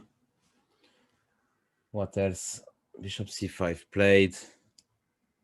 She's playing with fire actually. There is this stalemate idea now. Yeah, I mean like rook e4. I didn't know you were such a stalemate artist. I mean, but King f3. okay. Show me. Rook f4. I mean, King e3 or f3. Predicting your pawn already. Press. Rook f1 played. Really? Yeah. Okay, f1 played. That's a bit weird to me, but Still, okay, King g3 or f3. work to be done. That. Can I even go h3 here, maybe? Bishop e3. Rook e1 back. Lagno does not have a lot of time. Plays rook c3, allowing the king out of the box. Yeah, but at least there is no more stalemate. It's also not easy to make progress. No. How do we win that? King g3.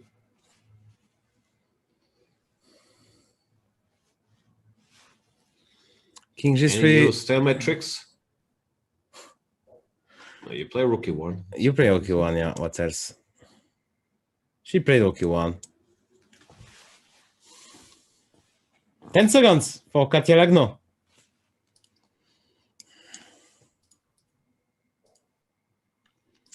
Rook f1 back. Katia Lagno speaks very good French. I don't know, that's just random information I was giving. Oh, that's good to know. Bishop f4.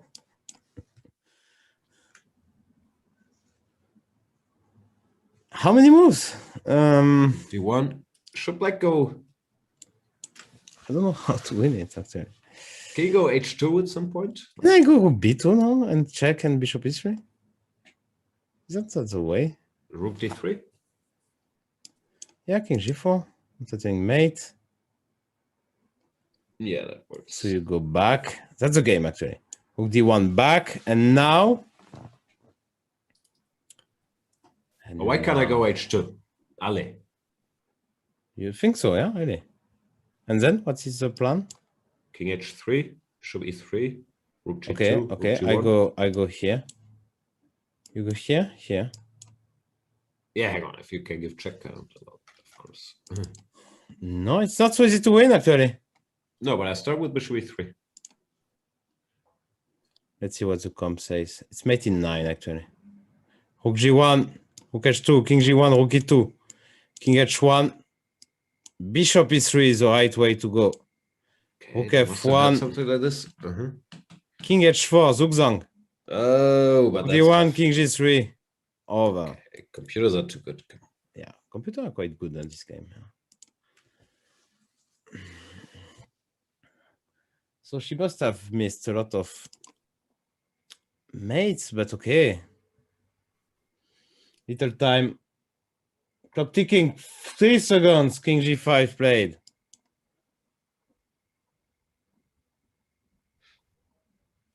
You think she's going to win? I think usually you win eventually, but she's having a rough time. She doesn't accumulate enough time on the clock that she can have a think.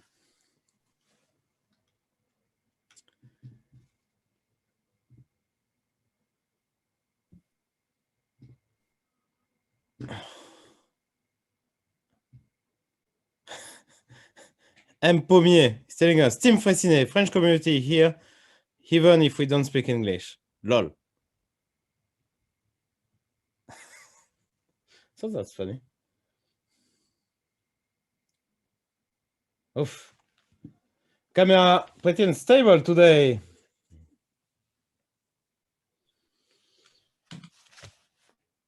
Maybe Sarah now also taking her time. Of course, the big thing about this position is once the rooks get exchanged, black can no longer win with the so-called wrong bishop and the h-pawn. Therefore, Sure. white has to navigate that. That's the done position. Black That's the has to navigate problem. that. That's the problem. It's very easy for white. You just stay here, see the light square, wrong bishop. If you would have a square here, it would be winning, but the bishop here, light square, it would be winning, but not here. King g4 played, and the machine is showing it's a door. So I guess rook h3 is a door. Or rook g3. Oh, she missed the stalemate trick. Rook h3. Okay, it will be rook and bishop against rook. Yeah. Or rook That's it. g3. Oh, Wow. she missed it. No, she missed it too. Oof, that was the And one king chance. h4, yeah. Yeah, now it's the Zugzwang we had, no? Like King h4 and Zugi. So how many Rook moves d1, are King g3, in and it's checkmate. Since when? This is over. This move 105, She found it. King move h4. 60. I think the last capture or pawn move was move 60. So it's five Let's more move moves, 60. but she's Five in more time. moves. She's in time. Rook d1, King g3, Rook h2. There's no defense Oh, now. boy. Oof. That's amazing, actually. 5 moves for Katia Lagno to mate. Amazing. Oh, instead of Rook f1, Rook takes h3. That's the one chance you gotta But then take. it was 50 moves again. Or Rook g3 check. Rook f7 better. played. Check. Check. It resigns, but you're so close to move. She didn't realize. So let me. So it would be king h1, bishop f2. No, It's no, move 108. No, you're not in time. You need 2 more moves. Oof, pity. that was close. Yeah. So here you are just actually what you have to do in a practical game. You understand you will be mated, but you don't resign. That's the most important thing to do. No, you always claim a draw. After bishop f2, you just stop the Stop clock. the clock. Yeah. Say, I'm going to play king h2, and that will be 50 moves without aim close. Of course, if you are writing down the moves, you can check it by yourself and don't disturb everyone. But like that, you have to claim. I mean, this is very fair, I think, to claim, because you have no clue. It could be 40, it could be 60, it could be 70, it could be 30. Sometimes you have no ideas because you are just focused on the game. So nice win for Katia Lagno. A lot of the stars in action in the tiebreak today in the women's section. Goryachkina, the highest rated participant, going overtime, but defeated Stefanova. Lagno wins her game. We had 4 decisive results in the women's section, while in the open section we still have 5 out of 8, which is amazing. Only 3 draws in Ponkatov back row, of course, world champion Magnus Carlsen against Radoslav Wojtaszek, and another one in Ezipenko Dubov. So we have 9 matches out of 12 where one of the player is in a must-win situation. So yeah, that will be amazing to watch. What should we do? We should remind probably the deal of the day, Diane, and take a short break. We see the clock there. What's in the box? What's in the box? House of Staunton, deal of the day. The House of Staunton superior chess box. It looks incredibly beautiful, and there is a key, as you noticed, Jan. So you just turn the key and nobody can steal it. Wow. And it's all yours. It was 170. You don't just get the key, you get the whole box on top of it. You can store your chess pieces in there. Nice box. Right. So it was $170, and now it's only $100 for the first 50 customers. So the games will start. But would I have to put my chess piece into it, or can I put other stuff in it? Like you do coins? No, but then when you pay this $100, it's all yours. So it's supposed to serve, I mean, the purpose of putting chess pieces inside, but you can put your dollars, your. I can buy it for $99 and then store $169 in it. Yeah. Anyway, check out the deal of the day at houseofstaunton.com. They have all the stuff: chess pieces, chess boards, chess tables, chess computers. Are we taking a break? I need more coffee, Laurent. I can't match your energy. Look at the clock there in the playing hall. Here, it's here. 5:45. So we will be back for the action. Second game of this tiebreak day. Round 4.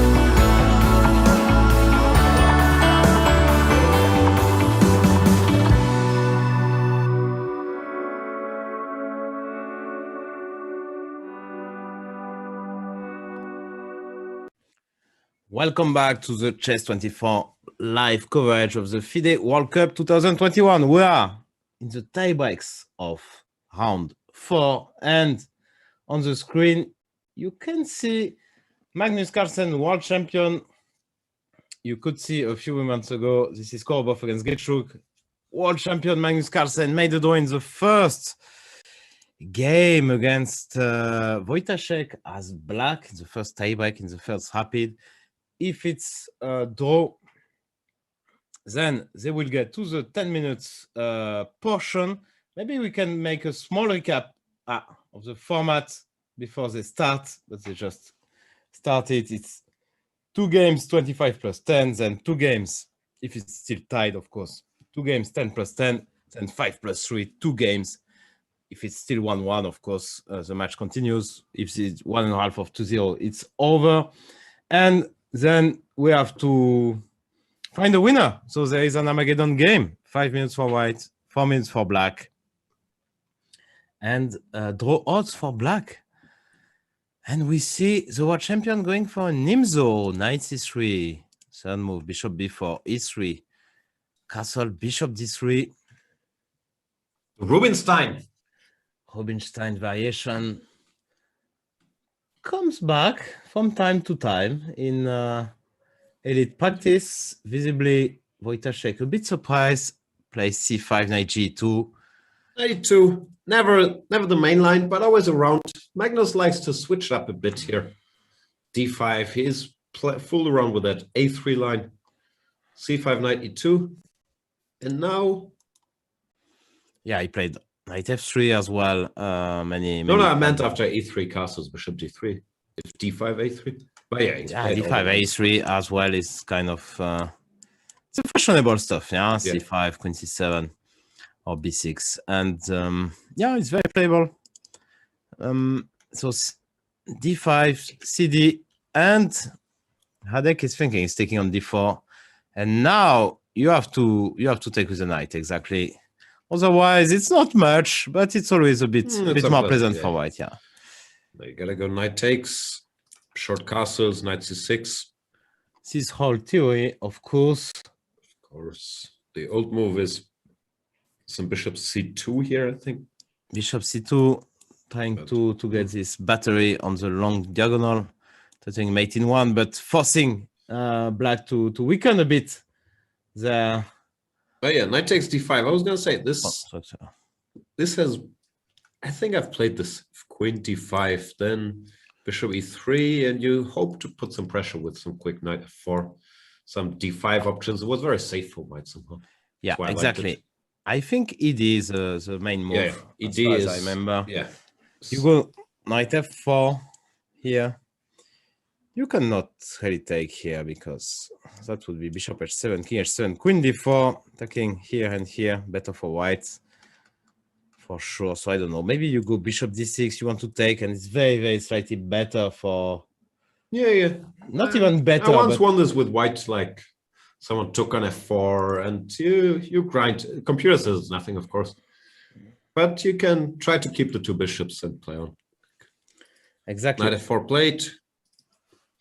Yeah, I had a game like this, bishop d6, some move, rook e1, I think I played. It was some small pressure. Also typical Magnus choice, it's a defined pawn structure where it looks harmless, but there's some tension.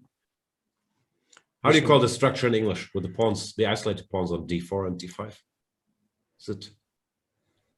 Is it the buffalo structure? I would say it's symmetrical, but that sounds too simple, no? I'm sure Sotiris knows. Sotiris knows everything. So bishop e3 played, and we'll see. I think he will take here and play some queen f6, bishop f5. Maybe the ram, because it's like a battering ram. They're locking horns. We need to know. Chat. What's the structure called?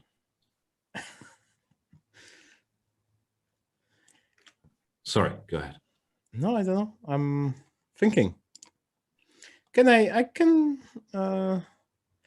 is white threatening queen h5? Let's say I go rook e8. I think Queen h5, g6, queen d5. I want to understand Bishop if f4. I will hit all your bishops. that's a big problem, actually. I'm Oof. just losing a piece here. Yep.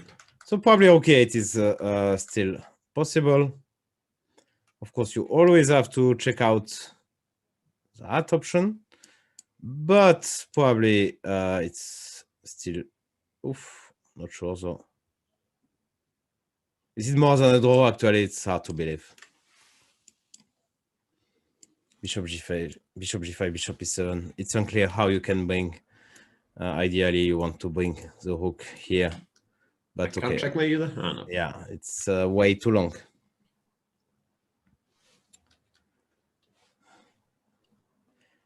Okay, will be interesting. That's for sure. We have the hero of the first round of this tie breaks with Velimir Ivic. As white, he just needs a draw and going for the sharp line. Not afraid. D5, Queen G3, H5, H4 against Dimitri Andreikin. Playing his prep, playing his repertoire. Yeah, Not trying to force the draw. The most critical try against this E6 knight, C6, A6 system. He knows his stuff. Yeah, no, very impressive player. That's for sure, and zero fear. This is even more impressive. We have as well another game who ended in a draw in the first game, and this is another Italian with Bishop E7. Danny Dubov being very stubborn with his line, as always. He likes his lines. Yeah, Catalan. Big fan of Catalan, Grunfeld, Sveshnikov. Bishop A2, 96, and he gave the two bishops for free, it seems to me. 92, D5, taking some space, but we officially, I think, like white, I mean, we like these bishops. We are simple guys. We're old. Two bishops, slightly better than. Yeah, Queen F3, Bishop exactly. knight. Queen F3, Rook D1. Looks pleasant. According to Panurge, sounds French to me, Yann and Laurent, it's called the double isolated queen's pawn structure. Huh. What do you think about We that? need a better name. You think he's bluffing? It could be bluffing. I don't know. Could be right, but It doesn't could be sound right, very, very catchy. That's I true. still vote for the battering ram. Okay, let's see. What champion? Okay, he decided to take on f4 and play bishop f6. Well, I don't know how it sounds to you, but it seems to have less fun today with Magnus games than we had in the two classical games, which were incredibly exciting, both of them. Radek is being precise here, I believe, because it's not so easy for white to keep the two bishops. Like, if you go bishop e3 here, then bishop f5, you would have to go bishop e2 to keep them. If you exchange bishops, it's nothing. And here, there's knight b4. And you're not in time to go rook c1 because a2 is hanging. Well, if not, knight c2 will be an issue. So Wojtaszek neutralizing this. Yeah, and has to be mentioned that if you exchange the bishop, it's not only it's nothing, it's just much more it pleasant. can be worse. Yeah, exactly. Yeah, I mean you can easily end up into trouble. So you cannot really do that. No, you can play queen h5 or some kinky moves. I'm just saying you can't stabilize with white. Yeah. And hope for a long-term advantage here. Can I go here, or this is too optimistic? No, I'm not sure. Pawn. Black goes g6, g6. Okay. Looks risky. Oof. You want h6? Yeah. Can I be better here? Slightly. Maybe. I'm not asking. Yeah. I'm not asking for much, you know, but I know. just some misère, as they say. As we say I want to be in Russian. misère. Misère. Same word. They stole it from us. What does it mean? Misère means very, very, very small. Little? Edge, yeah. Un petit peu. Un petit peu. So queen f5, g6 has to be played, probably. And take here. I mean, actually, I don't. So brave. Yeah, but knight f5 coming. Rook e1, maybe? Yeah. Looks very dangerous to me. Really? Of course. Look at the king. The king, That's a Laurent. king. It's a dark square. You don't like it, yeah? I hate it. Oof. Maybe you're right. I don't know. If I come back, let's say. I'm a simple guy. This position you want to play? You're not afraid? I am, but it's not my king. What about tactics? Oof. I know you're sharp, so. Queen f8. Allez le Oh! bleu. Missing such a simple tactic. Yeah. That's why we're not playing there. At least me. So how does Radek react? I still don't like g6. Might work move by move. It just looks so risky. So this queen h5, h6, bishop a5. How bad is this? You take? I guess. I'm wondering if... Yeah, let's take the e... I don't know. It could be a little bit. Queen g5, yeah. Yeah, I wanted queen e2, to be honest. Yeah. I thought I would stream all of you, but Bishop f5. bishop g4 is I have this also, yeah. bit annoying. Oh, I have f3. And bishop f4 cannot be better here. I don't know. I like it. Queen g6, okay, d1. Don't look that hopeless to me. No, I agree. But of course, very, very little. And Magnus Carlsen decided to go for bishop e3. Of course, you cannot take twice, as that would be a very, very simple tactic. Winning the queen. So, bishop f5 was our move. And it looks so natural to go bishop f5 that I would be incredibly surprised if Wojciech doesn't play it.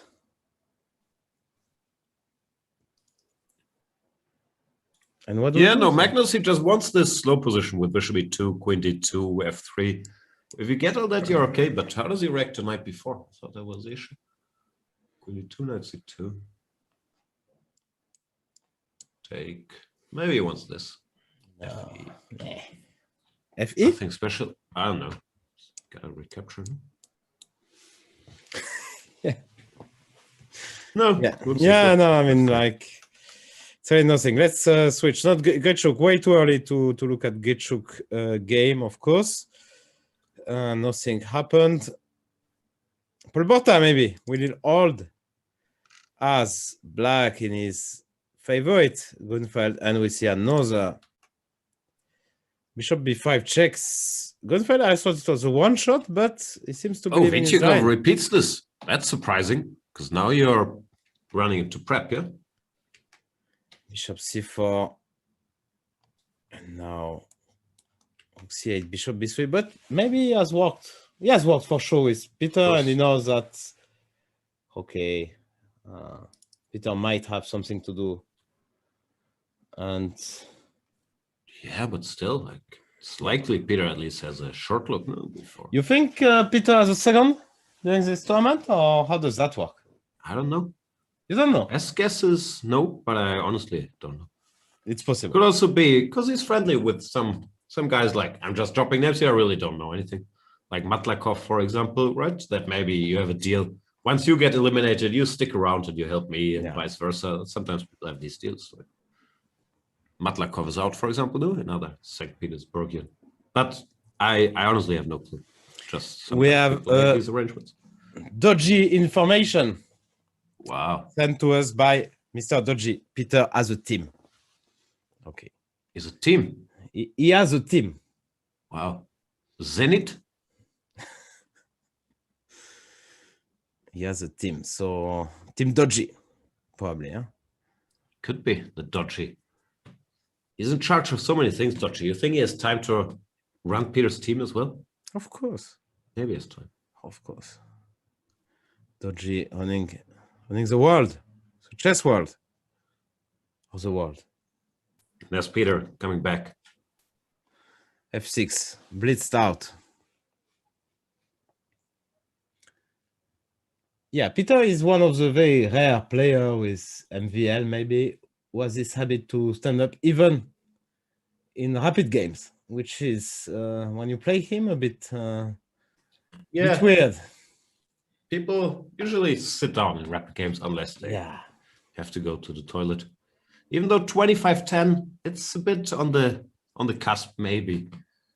You will find some people getting up. But usually in classical, 90% of the players get up, while in rapid, it's maybe 5%. So what is it about here? You have this hook hanging, which is F6, he was threatening checkmate on G7, of course. Rook E1 looks normal. Rook E1 looks normal. That's some So crazy. here's my question. Please. Can I go pawn to E5 or can you take? That was what I was calculating here, but I thought something. But yeah, miscalculated somehow. But now King G7, DE, yes. King G7, D, Queen D4. He takes. I take with King takes. King takes. This is over. This is just game over. Yeah, as simple as that. Yeah. No, Mike. Check. What I meant was as black after Rook E1, if I can play E5. And I was wondering about DE, Queen D4, E7, and I got confused. Yeah, but here I would just play Queen C4, you know, very cynical. I won the first game. You will take here. Yes. I will take here. You will take here. I take here. And yeah, should be draw. Even Peter is not. F7 is always there. Yeah. Even Peter is not going to complain in that position. You never know. He normally finds a way to complain. Okay. And if Queen D4, Bishop D4, Bishop C4. Yeah, Bishop C4, I thought. It's a good start. I don't think we're losing. E7, Rook F7. Rook C1, B5. Yeah. E7, Rook E8, you have to go. Actually, Rook F7, I just take. Sorry. And blundering on my piece? Yeah, of course. Okay. So Rook E8, Bishop F6, but let's say I take just to King see F7, yeah. It's it should be. Black might be winning here, actually. Yeah, just Rook C6 or Rook C5, Rook C8. Push them, baby, and it's. Okay, it's still sharp, but shouldn't be too bad for black. And he played D5. Okay, Peter's Villa doing quite okay. Played E5. Yeah. Yeah, this was okay. It's hard, even for a great theoretician like Vitu, you have to come up with fresh stuff all the time. But yeah, bit surprising. He repeated this line played already. Yeah, must win. Queen takes A7. Nikita understands he can't go en passant. Now with the bishop boxed in on A1, doesn't look so bad for black. No. Can you? Do you have tactics? Bishop D3, Rook E1, Bishop E4?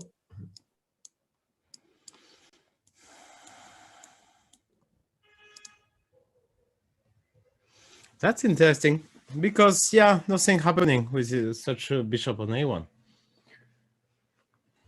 Yeah, it looks very good to me. Queen B7 maybe. Queen B7, and I don't know what's going on, but it doesn't look like black should be in troublesome. You can go Even, F7. Yeah. Bishop C2 even. No, like simple. Exchange these bishops. And okay, with exchange down and bishop on A1, very, very hard to believe. Let's have a look at the world champion because that could be a major upset. Why? If he loses. Why would he lose? I mean, if he loses the match, the match is still very, very equal so far. Fair Queen enough. B3, Bishop B1, Rook A B1, Queen D6. And Magnus winning a pawn? Simple chess? As simple as that? Is it as simple as that? He seems to think so. At A3. Here's my genius trick. Knight takes D4. Here comes the genius. I'm not sure how genius this is. You know what? Trap your queen. You know what MVL would do Rook here? FB8. He would What we do? go He would here. take on A7 and be happy. Would he be happy? Nah. Maybe. Nah. Black is too active, no? Bishop Yeah. D4. I'm not sure you hold that blockade. Rook D3. And he didn't see your trick, it seems. Not sure if my trick was any good. Knight You can also A6. go. Wow. What can I go? I'm not sure. I don't see it. I was gonna say rook d1, but rook b8 still. Should be annoying. Let me check it and become curious. Yeah, that was good. Unalienable. That was good. Bishop What does d4, it okay, say? b8. You are so good. Equal. Bishop e5. Queen e5, queen c6. Some miserable rook ending.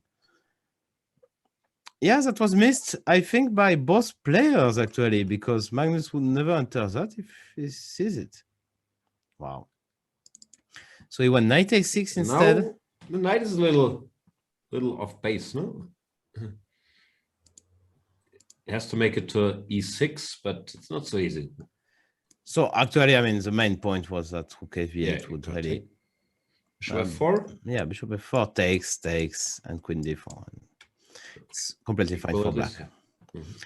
So rook bc1, queen d7 now.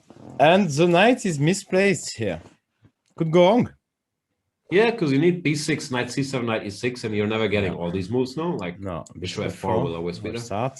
Rook c8. Maybe now I can start to ask questions there. Maybe h4. Typical. Yeah. No, this looks very unpleasant.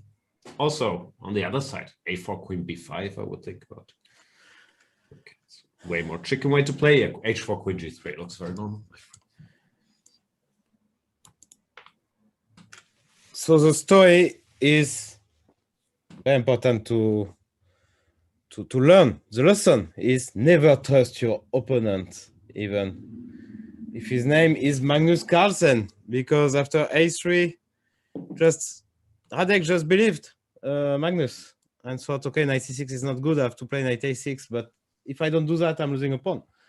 So I'm sure maybe against one of us, he would think, okay, these guys are just hopeless. I will play knight c6, knight takes d4, and trap the queen. So yeah, everyone makes mistakes. Of course, Magnus is making less mistakes, but he still does. Rook c8 played. Looks like his dream type of position. Yeah, he goes queen g3. Queen g3, huh? No risk, some small pressure. He can play against pieces. It's, I think, exactly what he wants. Very manageable. Gonna be very rough for Radek from him. Yeah, I mean, somehow I don't see how to make this knight coming back into the game. That's the problem.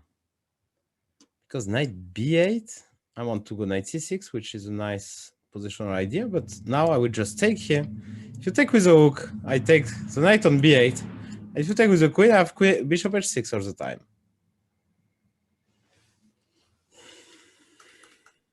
Looks horrible. It is. So how can you get? That's the main worry for black. How to get back into the game with this knight? There's no direct threats here. Maybe you just try to survive for no player. f6, but f6, h4, and now you can go knight b8, right? No, you cannot go knight. It says tricks. But there's takes and rook c7. Yeah, nothing works.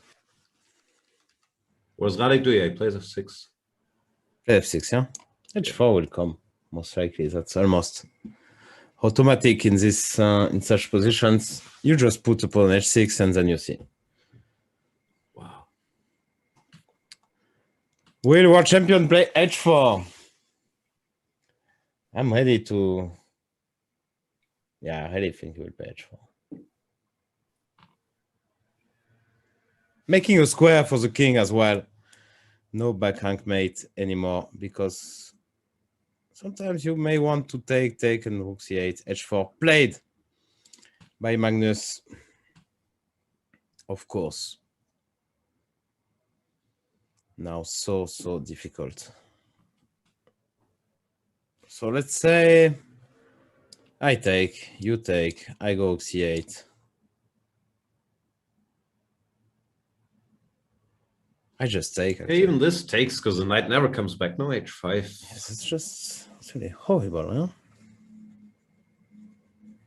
Not clear how you break it down, but it's not very enjoyable. You also weakened your king by playing f6. So, and he took on c1 once. Maybe some move, I don't. No, it's really very, very difficult to give an advice for black. Rook c8 played. Radek doesn't see any. And it seems there's not a lot of pieces in Ezipenko Dubov. Is that a door? It's a door. It was a Boeing door, apparently, even with the two bishops. So the good news is that we will see these two gentlemen in the 10 minutes game. Should be fun. It will be fun. Yeah, I don't know what they are what Daniel is thinking about. Is he a pawn down, by the way? Yeah, he's a pawn down, so He doesn't care. he doesn't care. He doesn't respect pawns. Yeah, he doesn't respect pawns. That's correct. Yeah, it's just took on a4. Yeah, that's not. That's really a very important pawn. So let's have a look. b4 as well. Yeah, I wanted to mention that b5 actually is winning a piece. So Yeah, you gotta do something about it. I think Queen B- needs to cover the b5 square, then there might be trouble on the king side. exactly. Queen d7, you can distract your h5 and that's so unpleasant. Maybe the simplest is to play b5, but it creates weakness. Yeah, Dubov's done. Yeah.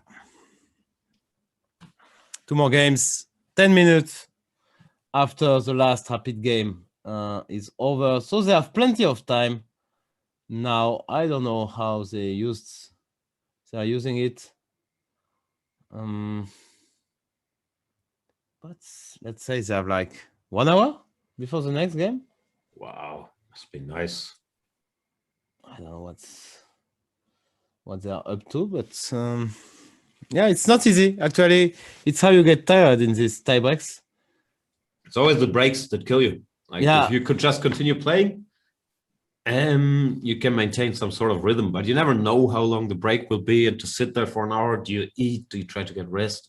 It's probably no time to go back to the hotel room. It's very, very hard to manage the schedules. Fish 45 has a clear idea. 1 hour, that's a hot dog and a massage. At the same time? Or? Living the life. Living Fish the life. 45. Yeah. Oh, Living the life a 1 of hour fish. off. Where's my hot dog and my massage? You, sir, are winning at life. B5. You know what play. position looks fun? I don't know what's going on. Tell me. It's Durabali against Abdusattarov. I was really hoping for the back row game, but okay. I know. Sorry. And I Yes. think Abdusattarov is busted here. Durabali is a piece up, no? Like, He's a piece up. You can just take here and remove the knight. Oof, you can also start playing for mate, no? I was just thinking about boring stuff like Rook B3, but yeah, I guess You can do a lot of stuff. Like, let's say I will play very. No, I'm not going to do that. Rook D5. Wow. Yeah, no, that's too much. 93. If you go 95 this time, This time you take. this time I go for it. Takes, and okay. King E6, but that's the kind of line you don't want to know. I do want to know. How do you win? I'm going to probably Rook take E1, here. Queen E1. Wow. Yeah. Takes. Rook E1 check. King F. Boom. Yeah, this looks like trouble. Boom. Okay. You're still running. No. You're still living the life.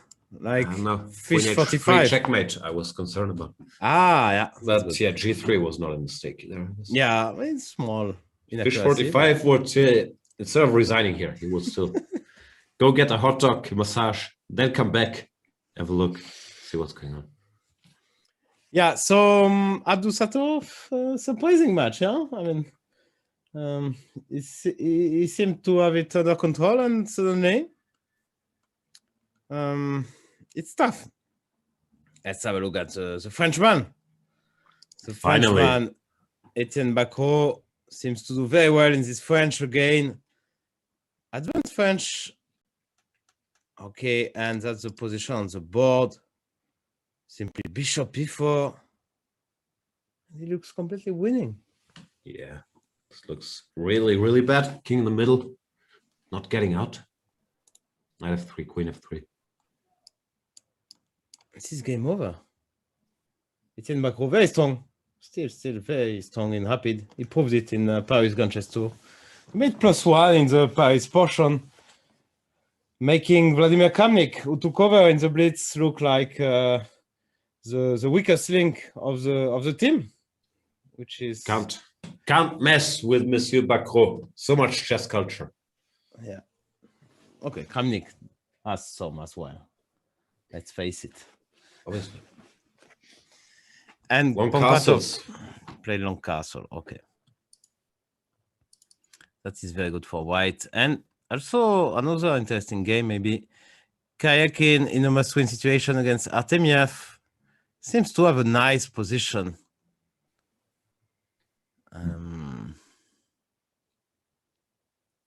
At least it's 19 minutes against 7. Wow. What is it? Bishop g4, queen h3, maybe g6, maybe h4, h5, h6. Many available plans for white, and all of them looks interesting, so this is quite a good sign.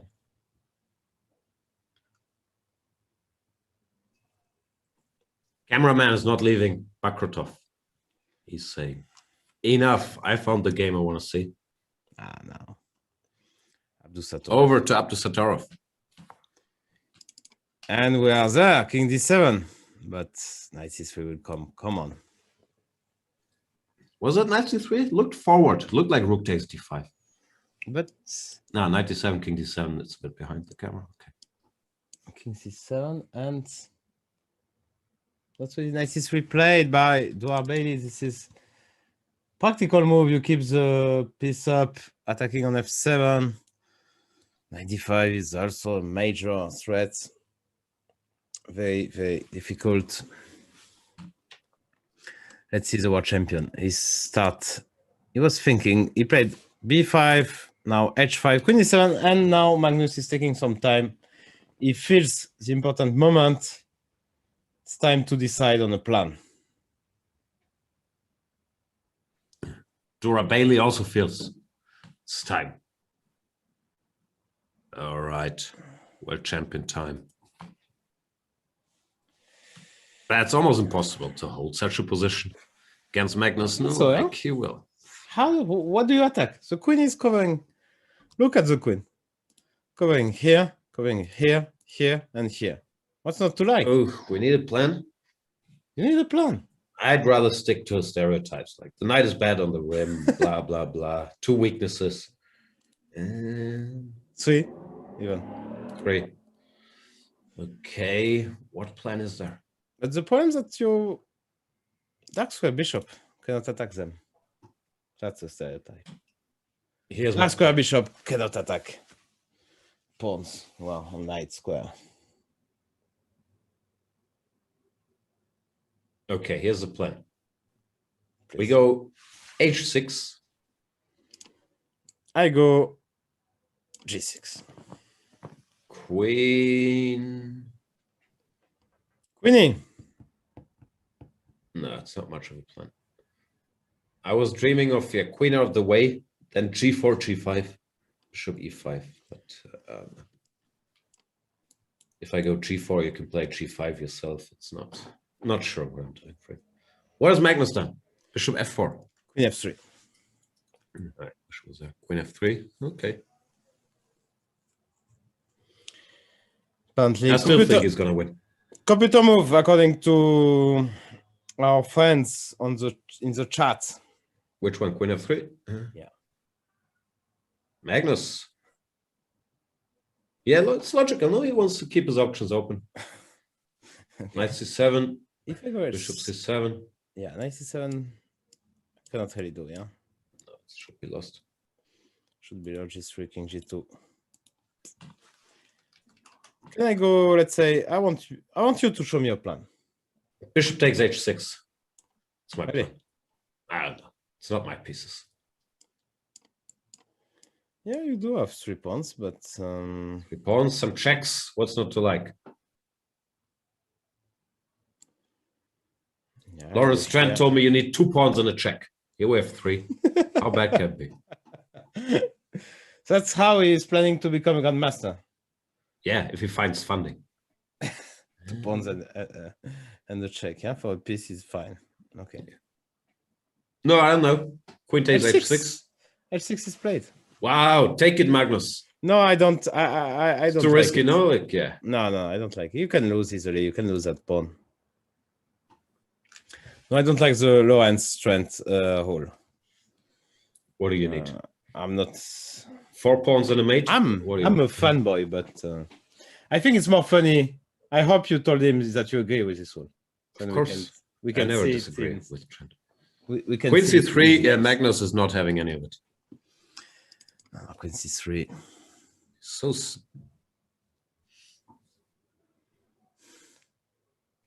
solid. Just controls all the squares. Okay, if I go king f7, what do you want now? f3, g4, queen d3? Probably all of it. All of these things. Queen f7, I have queen c6. No? King. Ah, king f7, sorry.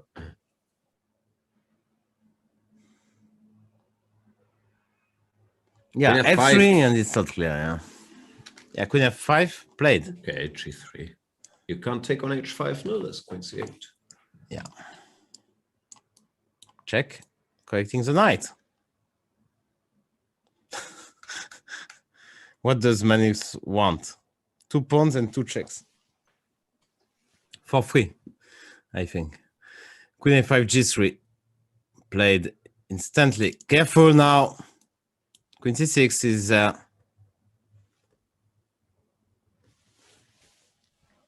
no perpetual, obviously not even close. Check. Yes, that's not happening simply.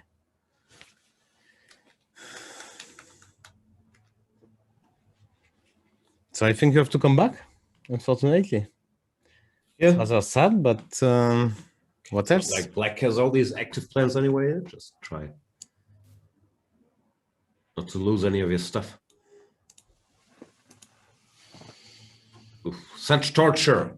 And we should explain the rules. This is the second game of the 25 plus 10 portion. If anybody, after these 2 games, has more than 1 point, they advance to the next round. If it's 1-1 after 2 games of 25 plus 10, the players continue the match with a limited time control. Then it would be 10 seconds. 10 minutes plus 10 seconds per move, per game. 2 more games of those. If it's still tight, you get 2 blitz games. If it's still tight, then you get an Armageddon, the most exciting form of tiebreak invented since penalty shootouts. You think we will get one today? There's always 2 guys. that Bring find a tips way. in, yeah? Yeah. I would like to see a Zipenko Dubov Armageddon, to be honest. It would be so exciting. King f8 played after queen d7. Queen c2 eyeing on g6. King f8 played. Okay, can I go there now? Just to bother you with cheapos?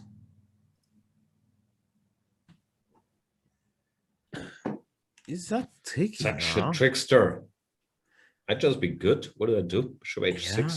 And here there's a Big problem threat. actually, because How do you? my pawn is. Now you're happy. Of course. 2 because- pawns and a check. All of a sudden you're. No, but you're it's a bored. checkmate. I mean, come on. And you have to go queen b7 if you don't want to lose your knight. Then I go Queen C1. I didn't have Queen C1. Queen C1. King I have to G2. protest. Queen G5. Allez. You have to protest the French way, huh? I don't know. You know King that H7. there is more strikes in Germany than in France? No, I didn't know that. No, just wanted Where to did you get the information? In France? French newspaper, yeah.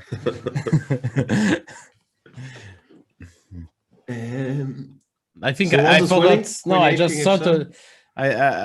I think I forgot to share that information with you. Yeah, I'm surprised. Sounds like the type no. of information you would share. Yeah. Quickly. I go here. You go King H7. I go Queen takes B5. Bad news. It's over. Only one square for the knight. Knight C7. Queen D7 check. Collecting the knight. This is game over. So sharp. And look, Queen H7 was played. Knight C7, Bishop H6, of course. Oof. Oof, This Queen is H8 it. coming. What champion fini. will just probably qualify? You have to play 98 or something, or 96 to protect, but Bishop somewhere, H6. Bishop E3, H6 coming. It's only a matter of technique here. I can even be more ambitious. And who knows? Might queen, no? Stop giving that knight away. Poor knight. But what do you Poor do? bishop. What do you do? Queen G4 played. It's too late. Queen G4. Okay, it's a good move, though. You like? Yeah. Should we keep it solid, yeah? Bishop E3, 96, H6. Take. There's never a lot of checks now. Queen D1, King G2. Yeah, that's a problem, yeah. Only one in that case. Yeah, Magnus Carlsen, after a tough match, looks like now he's in prime position to make it through to the next round. It's not over. But, indeed, 96 played, H6 will be played as well, I believe. Or maybe some clever... You come back, you want to give a check, take. Also possible, but H6 feels so natural for white.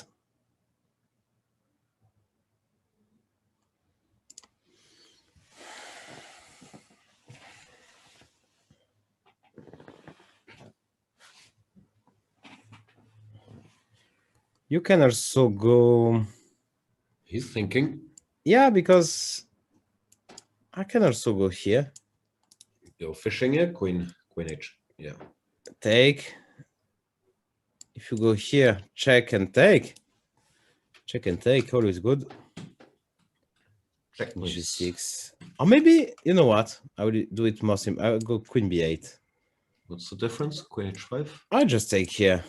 I want Queen D7. You still have to keep that pawn. I have these two pass pawns. Yeah, and he played Queen H8. Yeah, that looks very simple to me. Queen B8 looks like the most precise. Because also threatening Queen B7, Queen takes. No checks. I mean, yeah, no checks. One check, no checks. That's hard to imagine something can go wrong. Of course, if you take on D4, I just have Queen A7 check, collecting the knight. Also, tactics seems to be in white favor. Oof, I was, you know, that I was scared. C8. Yeah, I thought for a moment, because we were giving all these checks, that the king was on G2. Yeah, I had the same hallucination, because immediately you think knight F4 check, no, and Queen takes boy. C8. I thought Queen D1, King G2, knight F4, then Queen takes C8. That's not legal. Yeah.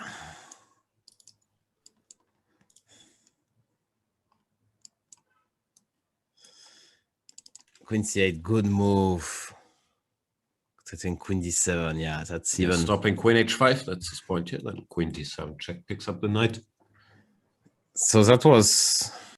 Yeah, started thinking about Queen 8, and I thought, no, Queen B8 is better, but in the meantime, probably Magnus found The most cleanest way. He thought one step further, yeah? Yeah, exactly. Queen A8, Queen B8, but he also thought of Queen C8. Yeah, because preventing actually Queen H5 because of Queen D7 taking the knight. Not Queen And pinning D8. the knight as well. Wow. Please keep explaining the benefits of Queen to C8. That's amazing, actually. It's also covering the C1 square. Yeah. That's about it, probably, I don't know. compared to the other squares.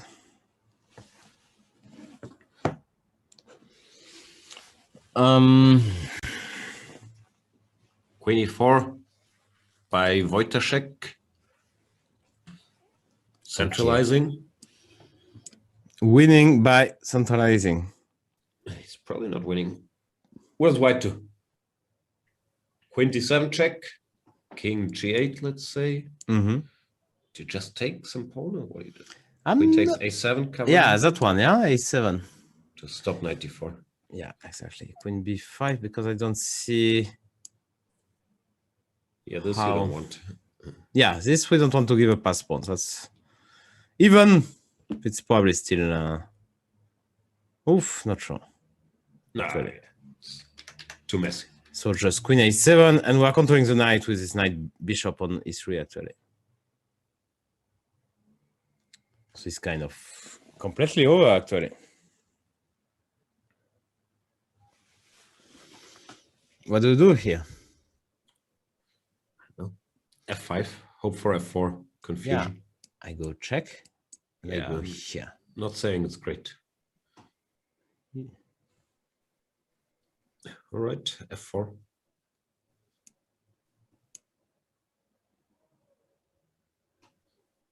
Oof, you want to go Queen G6 check? I can feel it. I will Yeah. at some point. Yeah, no, okay. I could go no, it's but you lost, know, of course. yeah. Bishop F4 was No, like Queen B1 or Queen E1. yeah, Queen E1. If King G2, Knight F4. I had Queen E1 as much. Sorry, Yeah, sorry. yeah, and then it's good. So it's still plenty of time to go wrong here for White, but not for Magnus. It's played Queen D7, King G8, and now let's see. H6 is also a move actually. He will take. He likes pawns He will take, huh? as much as the next guy. Yeah, he's about to take, and it's a pawn.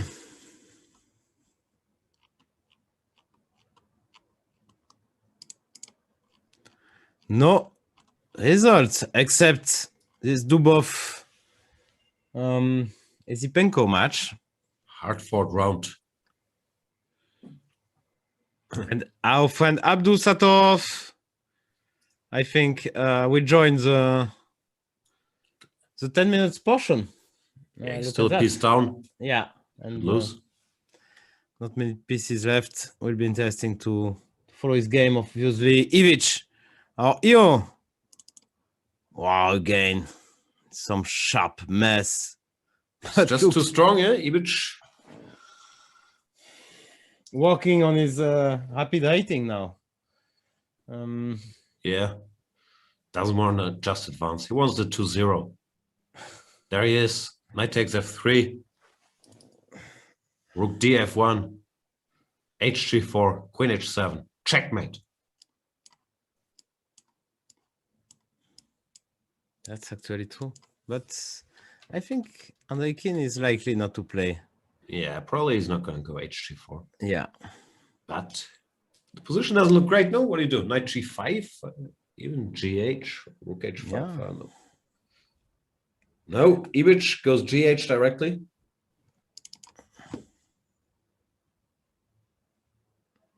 Velimir. Looks okay as well, yeah. With this knight on c4, somehow stopping Stopping any. all counterplay. Yeah, exactly.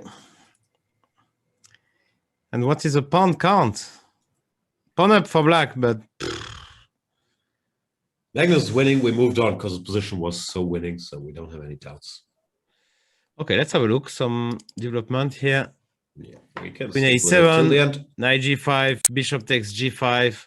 Queen E1 check, King G2, Queen E4, King H2. and the checks expire, then FG5. How do you do the easiest? Queen B8, King H7, Queen E5? Yeah, I Take don't more know. pawns. I like Queen E5. Queen F3. That's so clear. Queen E3. Well, yeah, okay. Queen take We're H5. only, we're only one pawn up here. Should win, Yeah, but I mean, like, he took immediately on G5. I know with King on H2, that's a game position. I mean, he missed. It was not technical like that. It was very sharp, of course, in the previous classical games, but he already missed a lot of. okay, no, then let's stick around. Although, yeah. Engine Bar says white is winning, which is not a surprise. Not easy.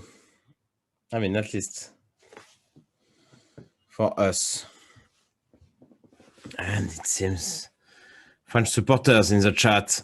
Oof, Bakrotov completely winning. Let's have a look. 2 seconds look. Winning a piece. Seems Bakro will move to round 5. And face Pion. So this is not over. This is far from over for the Frenchman. Journey has just begun. Yeah, he's thinking now. Look how he's already planning his FIDE Grand Prix schedule. Yeah, focused on CB7, EF6. Ah, so if he wins next, he's qualified for FIDE Grand Prix. There you go. That's amazing, actually. Yeah, he will need help. He will need advice from a savvy veteran, maybe a countryman. It's won the biggest events of 2012. I only do World Championship matches. Okay, so if it was Carlsen Bakro, which is not unlikely at this point, would you sit it out? Come on! You just you're asking the same questions and. No, normally I ask with Maxime or Alireza. With Bakro, we've never discussed it. Yeah, but I said that's I don't know. I know it's never against Magnus, that's for sure. Wow.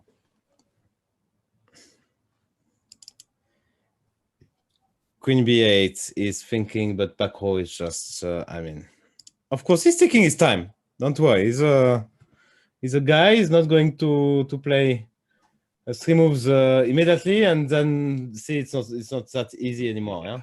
Okay, but he's a piece up. We can follow another game, no? If there's something drastic. And Magnusette. Durar Bailey beats Abdul Satov. Prolonging that match because he lost the first one. Exactly. Magnus keeps giving some checks. I know, I can see the engine says completely winning. Queen ending, you're never that sure, right? Yeah, exactly. Everything's covered. And one of your pawns is running. To be honest, I didn't expect King F7. Looks King H7. But I don't know, I might be... wanted to stop the checks, obviously, but... Maybe there was... I was going to say Queen takes B5, but no. I have a funny line here, just for you. Please share. Is it winning? I actually don't think so. If I close the king side... I would play G4 first so I can't lose. Yeah. Very important. Now we can wait. But I don't know. Bring the king... Probably it's winning it. To B3, go A4. Looks winning. Your point is... I would just wait. You wait, and if A5 and F4, it's played. you can it's still played. wait. Look at that. Wow. It's played. But then it must be winning. He must have calculated it all. Takes. Ooh. He was hesitating of... No, oh, that's a game. Out. He knows the structures. So... That's... it's also just Zugzwang, no? A4. A4. And take on B5. Take? King A3? Or do you have King C4? I should say I can lose a move. A4, King A6, I go King A3. Whatever. King B6. Oh, I take...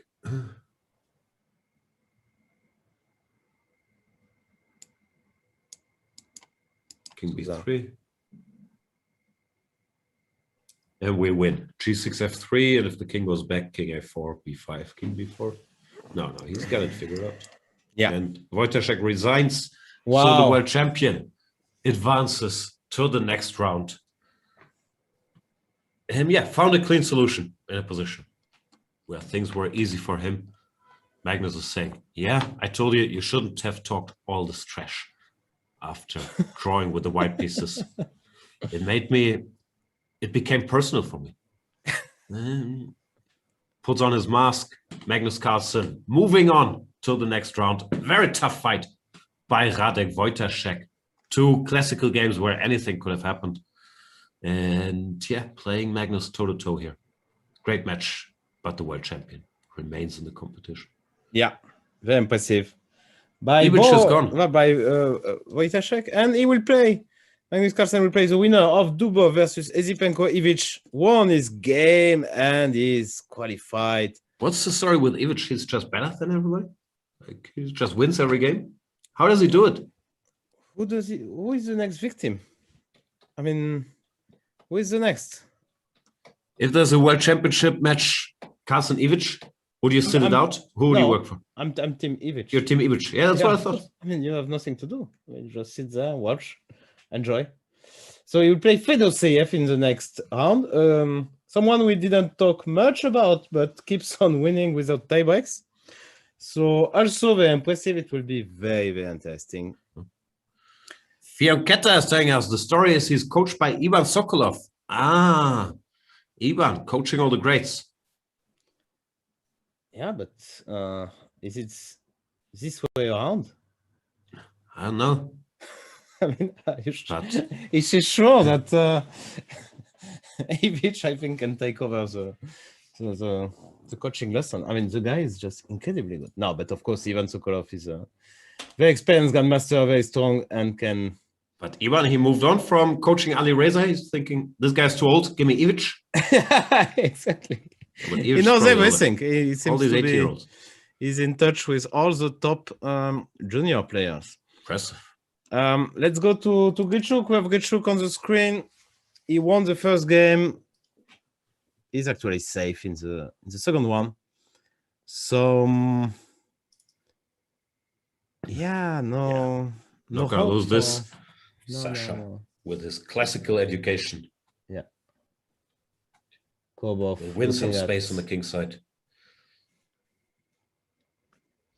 Korobov. Still one of my favorite chess interviews of all time. Korobov in the World Cup, whenever it was 2015. Hilarious. It's very funny, Korobov. And we have a result. That's Korobov doesn't try to continue. Grichuk moves on. Yeah? No. Wow. Okay, though. So Grichuk in on 5. Another result. Shuvalova against Danidze. She won the second game. So they continue. They continue their match. With crazy match. So Grichuk qualified. Whom will he play in the next round? Please tell us. I don't know, but Sotiris will show us. Another guy who will move on to the next round, most likely, is Peter Svidler. Opposite color bishops. Peter's a pawn up. Magnus Carlsen moving on. Grichuk moving on. Svidler in position to advance. Yeah. Let's say Karekin. Karekin is interesting. He has to win, must-win situation. He's amazing. Winning on demand. We've seen it so many times in his last World Cup win. Where he looked dead. I think in the semifinal against who was it? Against Pavel Elyanov. He was in big trouble. Against Svidler, he was in big trouble. But he always won on demand when he needed to. Yeah. Never a write-off Sergei Karekin. Never. Grichuk Duda, next round. Another amazing match. Two very regular guests of our tour. Meltwater Champion Chess Tour. We'll come back 31st of August. July, no? Of July. Sorry. Can't wait. Queen H3, threatening some checks. 31st of July, they're still playing in the World Cup, no? Yeah. How do they do it? Magnus, is he playing both? Yeah, it's 2 p.m. They start Should the be tough. Champions Tour at 5 p.m. No, I think players who are still involved in the World Cup. That's why we don't have the full lineup yet. I think certain players have confirmed, and the very much depends on today's result. And he's running with his king. Very clever. His king will be much safer on the queen side. Sergei Kayakin.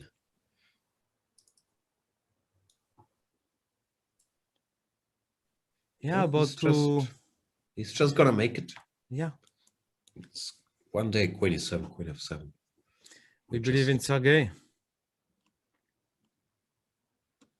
While Vitukov still trying, but no way. This is not happening. What does Black do? Okay. I don't know. He needs a good advice, but really sounds like so it's one check. Not more. There he goes. Gives the check. Bishop f1. No king d2. Really? If bishop d3. Queen g2. That happened. Queen g2. He's going for the endgame. Wow. Because the king is and a5 is falling. And then you have to push and it's trouser, as they say in Russian. You have to push the trouser? No, it's trouser. Because you have one pawn here and one pawn here. So you cannot get both. Why is that trouser? Because it's, trouser. You don't see it. No. Trouser, there's two parts. The trouser. Two legs? Two legs. You can't stop both the legs? Exactly. That's a nice one. No? Yeah. Don't think so. I'm not very impressed. By Russians saying 96. I'm trying to paint the mental picture of. I mean, it's very. So the point is, a trouser can walk with one leg at a time, and you can't stop them because they are separate from each other. I don't get it. Because both legs are running at the same time, and they are very far from each other. But it's a trouser; they are connected. Not They're really far from each other at all. I mean, like, depends how you call far. I mean, okay, people understood. I think. I didn't. Bishop f1. Kayakin, he knows his trousers. Just it's not trouser anymore because he will lose that pawn, but the a pawn just unstoppable. As simple as that. While you may lose bishop c5, how does that work? No, you have to take on d3 and play king e2, I guess. I'm not sure. Two socks, I understand, chat. They can run separately. But the trousers, I don't get it. E3, Artemiev going for it, but Kayakin has it all under control. And this looks like the game comes to an end. King e2, a5. And Etienne Bacro made it against Pankotov with his piece up. So he's moving to round 5. Congratulations. And will face Kasper Pion. So very surprising match in round 5, but very impressive from both players to get there. 2 Frenches in round 5. Amazing. Congratulations. While all Germans had to pack already. Yeah. And Peter Zwiler is in round 5. He will face Sam Shankland in the next round. Congratulations. Peter's complaining. Oof. 97 Bishop. Dad lost in both matches. Very lucky. I hate it being so lucky. Bishop c7, knight a3, very tricky. Artemiev with little time on the clock. Peter was really looking forward to getting home to his family, his Hearthstone. Now he has to stick around Sochi. Congratulations to him. Of course. we're mocking him a bit. But never too much. Yeah, because we like him. Of course. Bishop b6. Especially since the last Mr. Doji Invitational. I know Mr. Doji is listening carefully. I really enjoy. Even more, Peter. I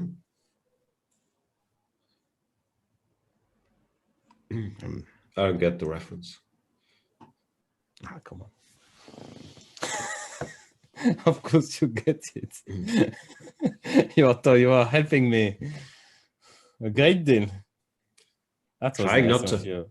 Knight takes c3, king e3, d4 check by Artemiev. Knight a4, bishop c7, a7. This is over. Great game by Karyakin. Amazing. Knight a4. Knight on the rim. Knight a4, bishop c7 will come, or bishop a5. Bishop a5. Bishop c7 is good. Nice technique. Bishop a5. Oh, Knight b2, knight c4. Knight b2, king e4, knight c4, a7. Resigns by Artemiev. This is over. We'll see 2 more games between these two great players and some more games in the one section. Alina Kashinskaya managed to win against Sadua Kasova. So 1-1, 2 more games. And Katia Lagno managed to make a draw against Bibisara Asobayeva. So Bibisara is out, but I guess she's never saw her, so I guess she's very young. And she did a good World Cup, yeah. Katia Lagno is a tough opponent, so congrats to her.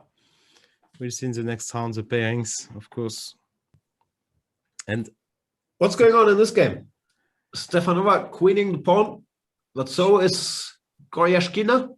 Yeah, and she's first, and Stefanova has to win, okay, but no it will be chance. no chance. Also a7, you could go king b7, I guess. That looks like a problem, actually. Check. Here. Yeah. Here. I know. Here. But I will still have the e-pawn at the end. That's a problem, yeah. That's not like you cannot, I take like this, yeah. No. King b7 played. Checkers. Yeah. King b7 played. Well, that's game over. Goryashkina will advance after a scary start of the match. c7 played. Antonetta is trying, but what can she do? I mean, king b7 will be played. That's almost guaranteed. Yeah. No matter what you do, bishop g4, king c7, you never get to the e-pawn in time. You miss the tempo. Exactly. Yeah.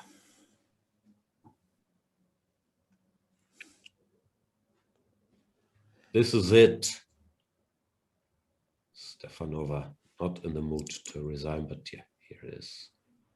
And Goryashkina advances to the next round. Arbiter. Yeah, so the situation is overjoyed that she made it through. That will be the next goal, yeah, maybe. To get a smile from one interview. If she's playing, you are commentating. Yeah, I don't think I ever talked to her. What, they're already playing? No, this looks frozen. This is like from 5 hours this is ago. frozen. Yeah. Okay, so what's going on here? How many matches do we have? I'm not sure. I think it's all over. Yeah, I know, but how many matches are still going on? This is 2 in the women's section.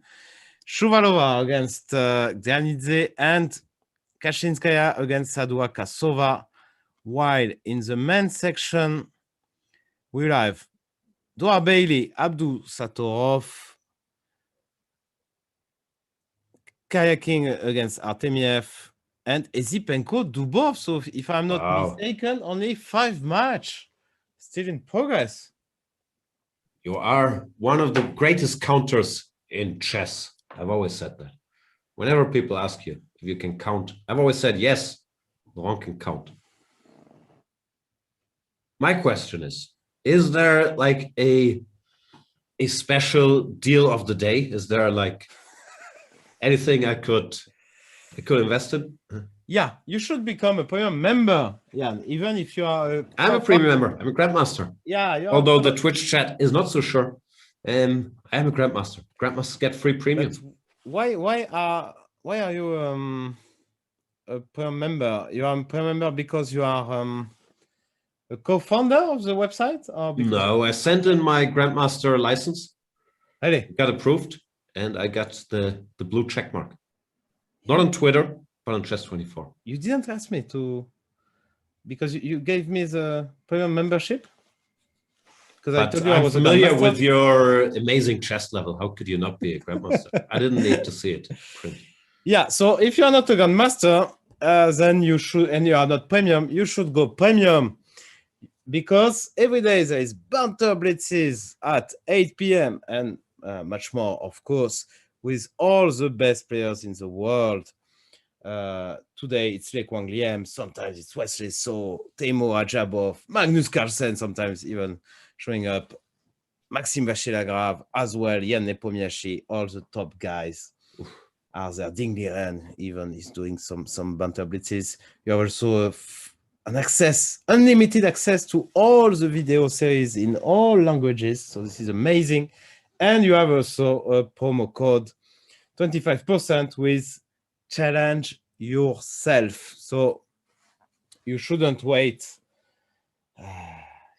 any longer and go ahead and go premium. And we have another deal of the day, which you will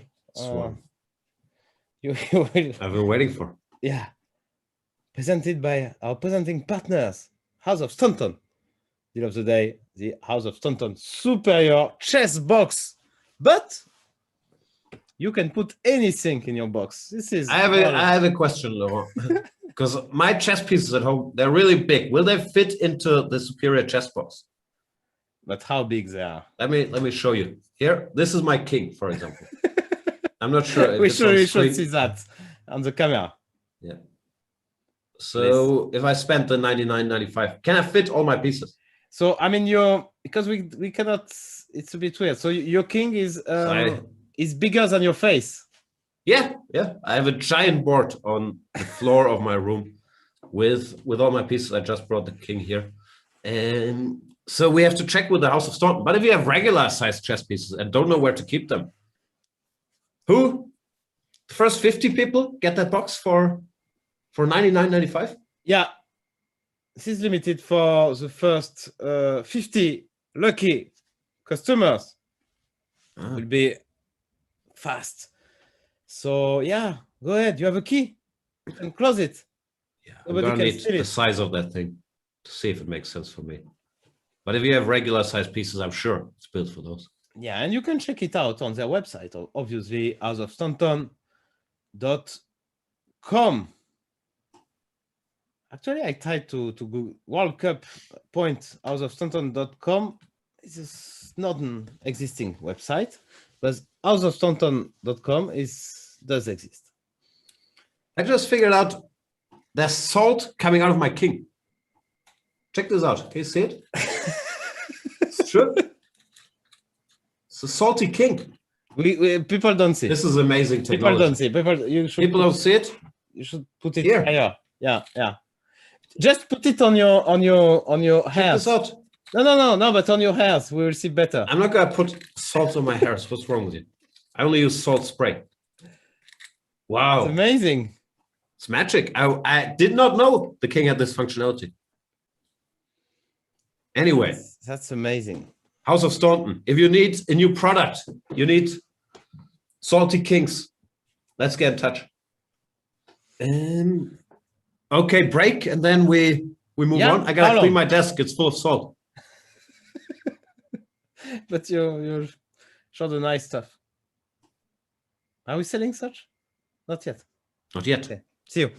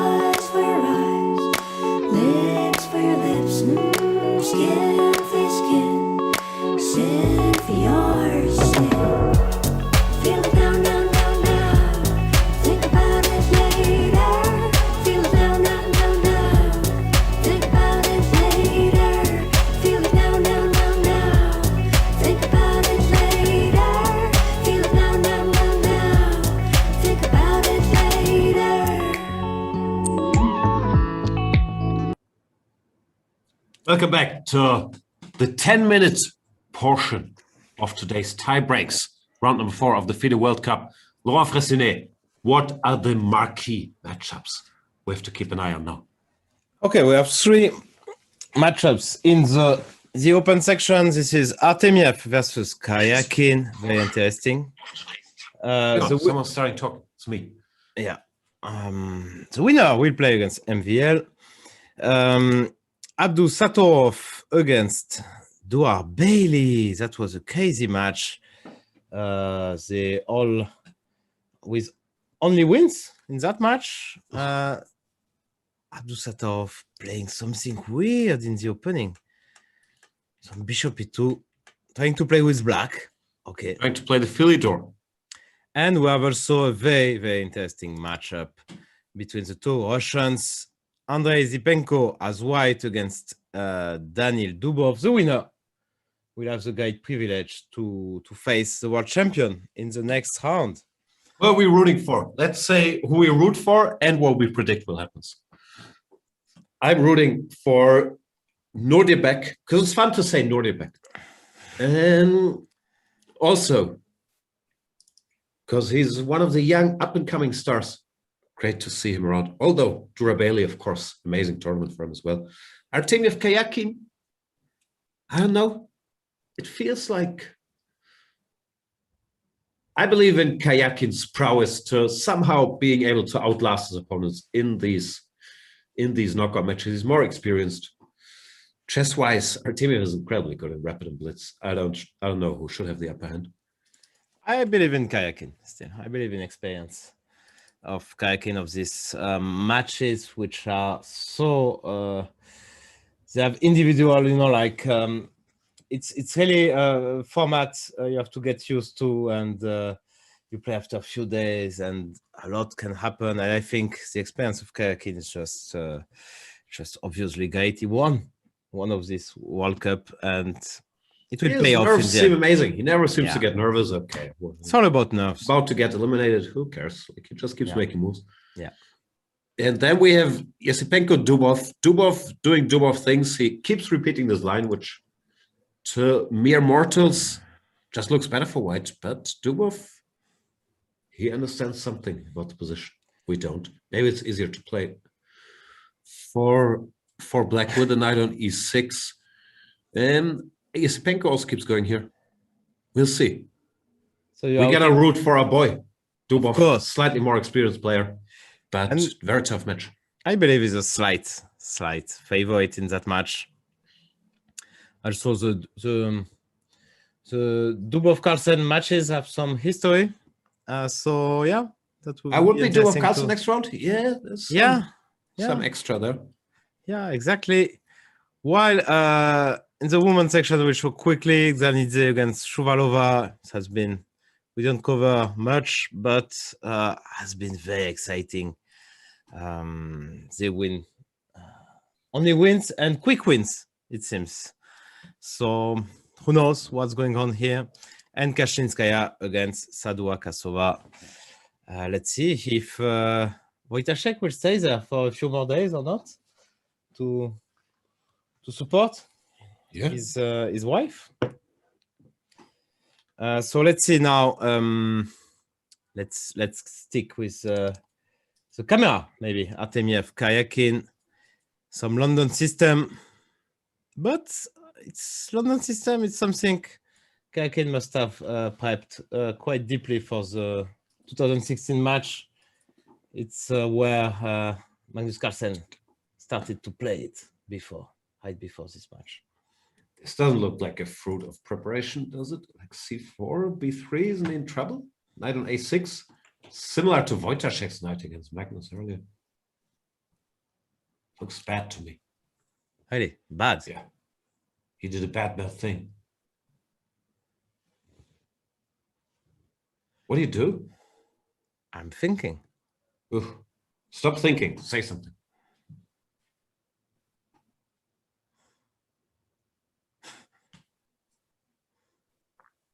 Isn't it bad? Maybe. Yeah, I thought black is threatening to take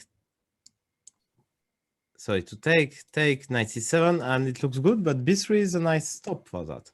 Because if you take knight c7 just takes, and you lose a pawn. Pawn up. Maybe this line continues. Bishop Yeah, C4, maybe. some knight to d5. Some knight to d5, maybe that one, and rook c8 or queen c8, and probably I'm taking. Maybe I'm taking the pawn, but Should still be better. Yeah. Artemiev thinking here, but b3 seems like the nicest solution. What do you know about Artemiev? Give us some background information.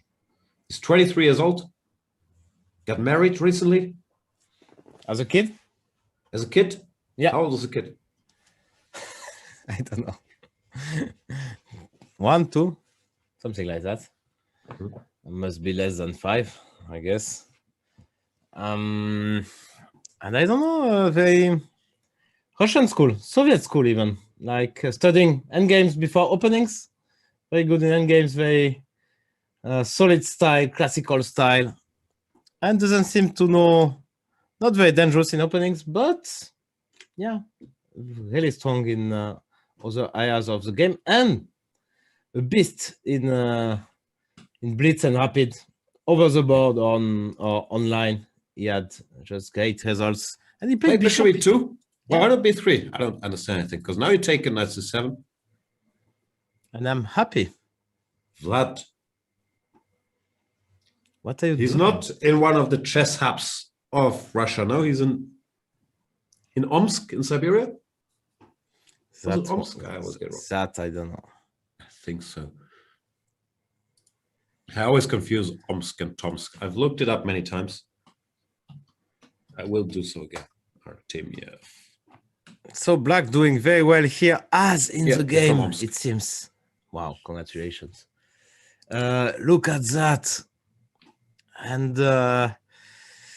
Nordibek trying to play a Philidor, and dark Didn't square. go so well. No. I don't like it. He's a theoretical guy. He's a classical guy. He shouldn't, get too cute with white in these openings. Okay. Now that he has a bad position, it's easy to say that. But why do that to himself? 95 simply, I think, doesn't work. Just rook takes. Bishop protecting the knight. It's on h5. Takes, and you are just... Position just looks ridiculous. Bishop on e2 is... Just too many nice squares for the black pieces. What happened? c3, bishop g4 still looks okay for white. When? I'm just clicking through the game. Yeah, bishop but g4, h95 h3, play. and then you get... Oh, wow. A rook e5, it looks resigned. No, maybe it's best chance. Just take on e5, take on h5. It's But played. these pieces are so strong. He pre-moves, bishop takes e5, it seems. Queen take will come, obviously. Gotta take on h5 as well. Get rid of that knight. That's true. You just lost. You're just dead lost. I mean, it's so easy to play for black. Bishop b6, bring the rook, and yeah. No, he's gonna lose. Amazing. He has to make one more comeback as black, probably. b4. We didn't see that Yeah, it one. doesn't matter. Bishop b6 or bishop d4. Yeah, bishop d4 maybe. Okay, Bishop too. b6 is fine. Bishop b6 is the simplest solution. Okay. That sounds weird. We see now the nice shot of Mr. Dubov. H3 There's 94. Daniel. ED 92 now. Attacking the d4 pawn. Takes. And how is it positioned? How is the position? Looks better for white to me still. I can go knight f4, knight d3, and start pushing here. Your pawn d4 is hanging. I mean, it's not yours, but black's pawn on d4 is hanging. Yeah, it looks very dangerous for black to me. Need to do something urgently. Bishop d6. Bishop d6? Just giving a pawn, yeah? But it's so that Daniel doesn't care about pawns. Yeah, also just stopping this maneuver you mentioned.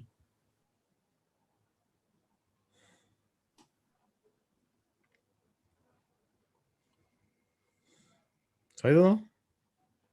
Toasted. No, not toasted. Maybe queen b6. Protecting d4. Threatening queen No, he b2. plays bishop d6.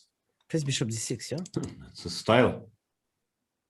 Amazing. Maybe then the idea is to go bishop e5 here, c3, and queen b6. Something like that. Check first. You always feel smart.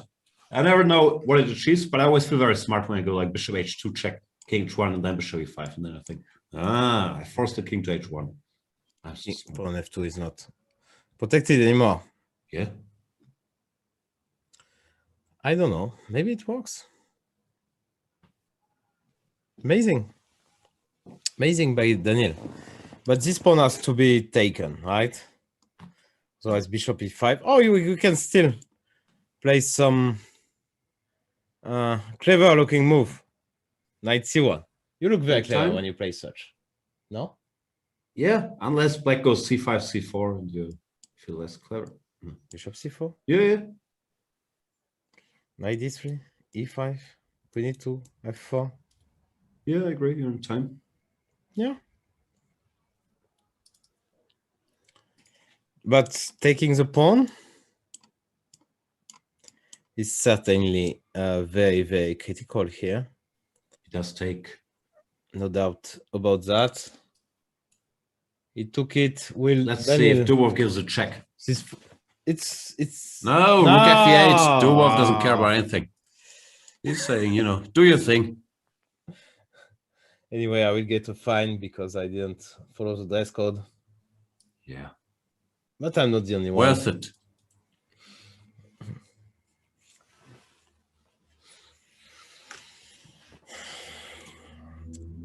So, okay, now if I go c3. It looks like too much to me. I don't know. But it feels like too much when Daniel is playing, actually. When Daniel is playing chess, it feels like too much. I mean, the guy. So he does it. Yeah. Yeah, incredibly talented, but. That's rare. Of course, okay. Of course, we understand, or in my case, there's very many stronger chess players, but often you can more or less tell what they're trying to do. They're just great at doing it. While with Dubov, it's very, very hard for me to guess any moves or understand. Like what he's playing for is, really just doing his own thing. It's very impressive. c3, bishop c5 played, and some action, it seems, in Carlsen game. Carlsen doing very well after this tench. Bishop e2 takes, queen a4, bishop d6. Yeah, that's a good move. And now a6. Oof. Black is just better. Yeah, this bishop e2 was really off. Bishop f4 takes. And now all the endgames are really terrible for b5, black. b4 is coming. Even some. This is too soft. Terrible for white, you mean? Yeah. Is that even this? But it's played. Yakin goes for it, yeah. I think it's a bit too soft, to be honest. I just put the bishop. Bishop to c2, bring the king to the center, make it drawn. So b5, bishop c2, knight b6. But knight f4 is a big threat, so maybe you should come back faster.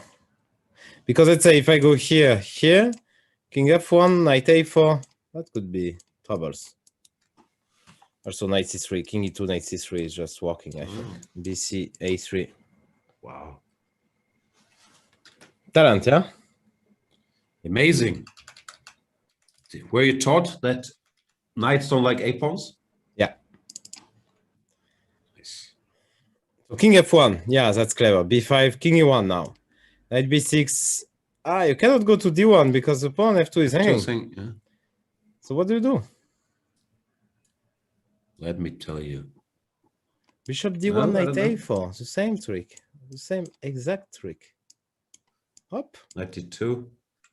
Nisa is saying there's knight e1 after a3. Ah, that was in your line where you took on c3. I just Right. trusted you. Hey. You're just so wrong to trust me. Oof. So wrong to trust me. Good point. Thank you.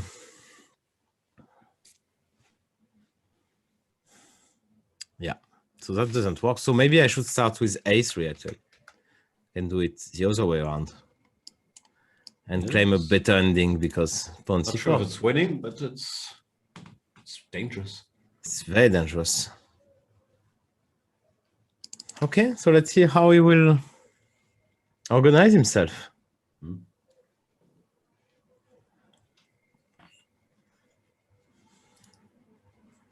So he played bishop d1 and knight e1. Okay, that's a good defense. If you go knight a4, then takes knight c2, and Artemiev is defending that position 247 against 8 minutes for Kayakin, who didn't have to think much.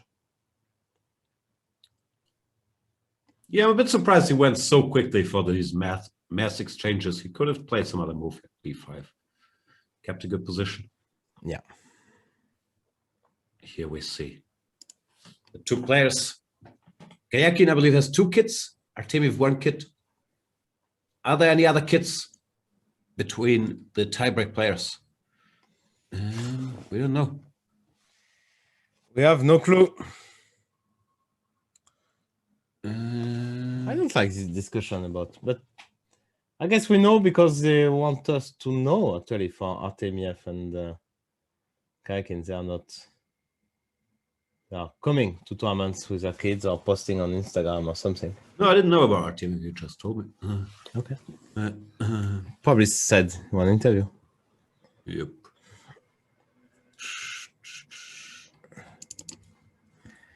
So, bishop c2. Okay, should hold. Should we check if Nordiebek Satorov, sorry, is making miracles? I don't think he will. Yeah, no. It's just dead Looks so lost. hopeless. No, these pieces are so much stronger, but The king. gotta finish the game. He's trying to get some rook e6 action going.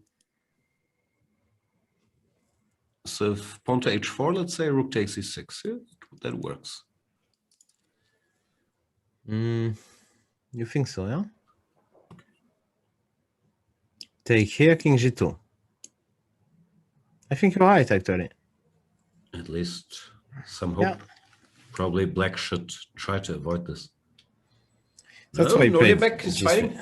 He's fighting. Okay, if I go rook f6, you just take on h5, right? Can you go f5? No, that's So aggressive. Rook f6 played. asking It's too much. f5, knight f3 is Yeah, a it bit doesn't work. So rather painful. Don't be so. It's okay when you blunder. When I'm enjoying it. Rook h5, rook f4, takes. Rook g3, only move, knight f3, king g2. Do have a mate here. Not. knight e1, king h2, bishop g1. You can take him. Yeah, Take. Can even go you can king also king h1 h1. Yeah, no, just because a it's little. mate there. So let's go. We should keep it under control. So after rook h5, what do we do? Some random knight jump. Knight f5, allez le bleu. Or then rook f5, rook f5, rook e6, I have queen d5. Huh? Yeah. So you can go knight f5. Hang on, there's some check. Something's happening. Rook f6, queen a8 check. You want rook f8 back. Sorry? Rook repetition Where? in the game. Ah. Is it Check. gonna enter a draw? Ah, okay, fate, and now he will play queen a2. Yeah, Is he played going to take the draw? already No. the second repetition. No, he will play queen f8, of course. Come on. You're in World Cup. You cannot take a draw here. Queen f8. King will be f7. Here and h4. Queen f8 is safer. Come on. King f7 good as well, I guess. But then I go. Queen f8 played. You were right. Jura Bailey. He has to play here. Come on. Queen b7 h4 plays by itself. The king is much safer. Black kings and white king. Who's in great trouble to get mated here. Now this is just winning. Hand game could be the best chance actually. Takes. Or maybe rook takes. Maybe rook takes. Because you take here and rook a8. That could be very good. Queen b7, h4 will come in. I mean, come on, h4 plate. Yeah, h4 plate. Once the king opens up, oof, all the black pieces. So scary. Let's go with Daniil Dubov getting very, very sharp. Oof, knight f5. Oof, bishop b1, a5. He just play like nothing happens. Pawn down, but who cares? Knight f5. Takes. Looks very dangerous for Daniil now. Knight can come to d6. Knight f6. Queen takes e5, you just take on b4, yeah? I just take on b4 indeed. And I don't have gf, and here the knight recaptures it. So what do we do here? Maybe knight h6, knight g4 to come and mate. These pieces are very far from the action. Yeah, this looks dangerous for Dubov. To say the least. Rook d6 is there. Oof. And he played knight d5 back, knight d6. Winning the tempo. Bishop a2 also comes. Wow. But nobody is out after that first game. Of the 10 minutes, there is still one game to come back. So it's of course not good, but no disaster. Spenko, focused. A name we've been hearing for some years, had a great Vaikansee tournament. Was it this year? Everything else in my head was this year, yeah, where he was in contention to win the whole thing for quite a while.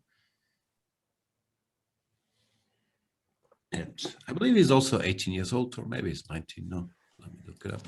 Jesse Penko. The highlight, of course, of Vaikansee was when he beat when he beat Magnus Carlsen, obviously, for their first encounter. So would be, of course, some history if he's facing Magnus in the next round. For sure. I wonder what brand Dubov's sweater is from.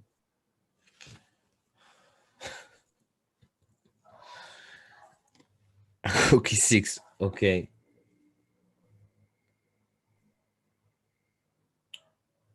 Rook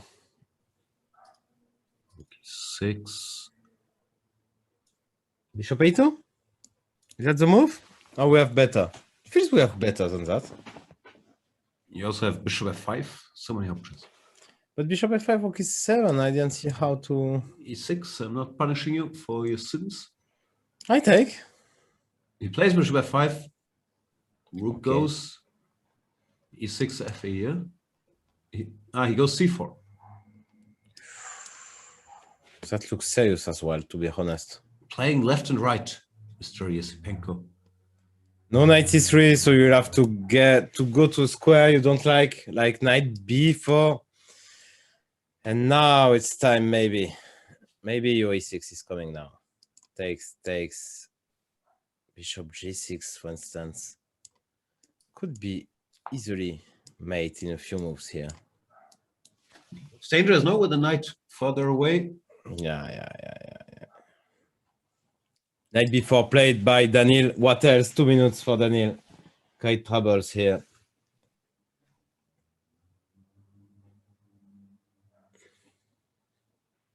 I think he will go e6.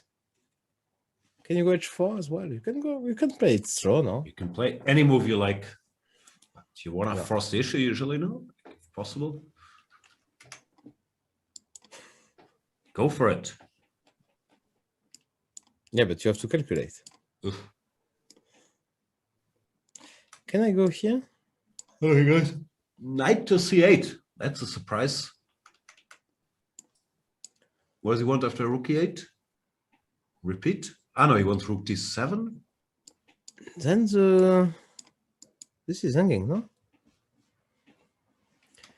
After queen e5, it's it's just check here. So, Nice, 7 is tricky. so knight c8, rook e8.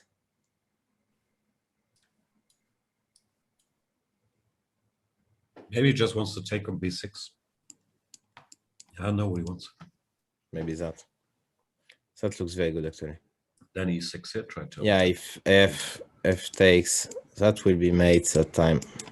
Some rook This d7. time it's a mate, it's a clean mate. So I guess that's the way he wants to do it. Knight c8, amazing board vision. Yeah. Can I go e6 height away? e6, amazing board vision as well. But maybe queen takes g3. No, that is not Queen good. e5 played by Dubov, trying to buy his way out at the cost of an exchange. And actually, I'm not sure. How bad is it? Knight e7, queen e7.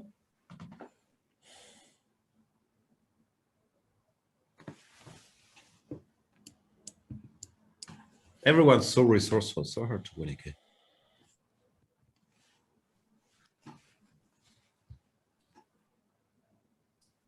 Still work, no? The knight on b4 looks a little stupid, Yeah. but So you can go bishop c8 here to harass the pawn b7. That's of course always an option. But yeah, not so easy. Maybe do we Far have from something? over. Yeah, so f2 is a little weak. You gotta be careful. he took. Yeah. Yeah, and it took like mate, and now it's just some tough Now conversion. Well, Yeah. probably bishop c8 is a move. Yeah. So good, yeah. Feels... No, you're probably right, because if you just keep waiting. With opposite color bishops, if black stabilizes, it's not so clear as anything. So you gotta maybe still play dynamically, like Josef. That bishop g4 played.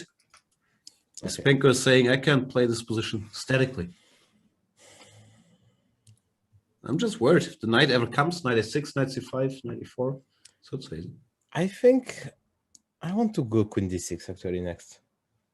And exchange queens and pretend this endgame is completely winning. Opposite color bishop actually favors. I think white in the conversion here. It will be easier to attack on f7 and more difficult to protect for black.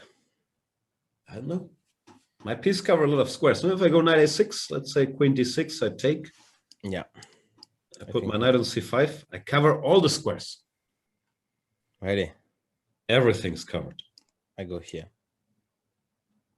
King f8. I go bishop c8. Oh, you have a plan. Knight e4. I will hit you with my lethal counterplay. Yeah, but this is just winning, no? For whom? Maybe. Yeah. And he wanted some active defense. Ooh. Yes, we are watching Daniel Dubov, you're not mistaken. He wants something active and he's playing queen e4. Queen b8 check, king g7. We just take a pawn. Take a pawn. Yeah, he's not looking to build any fortresses and endgames. He's trying to set the board on fire. Where's the Dubov cam?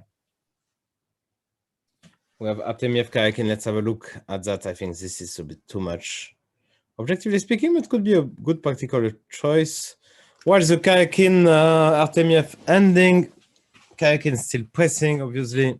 What happened to our boy Dorabaili? He won, yeah? He won a few moves later after h4. That was just game over. Attacking here. Check, king g2, knight d6. Game over. Okay, let's see that. Queen b8.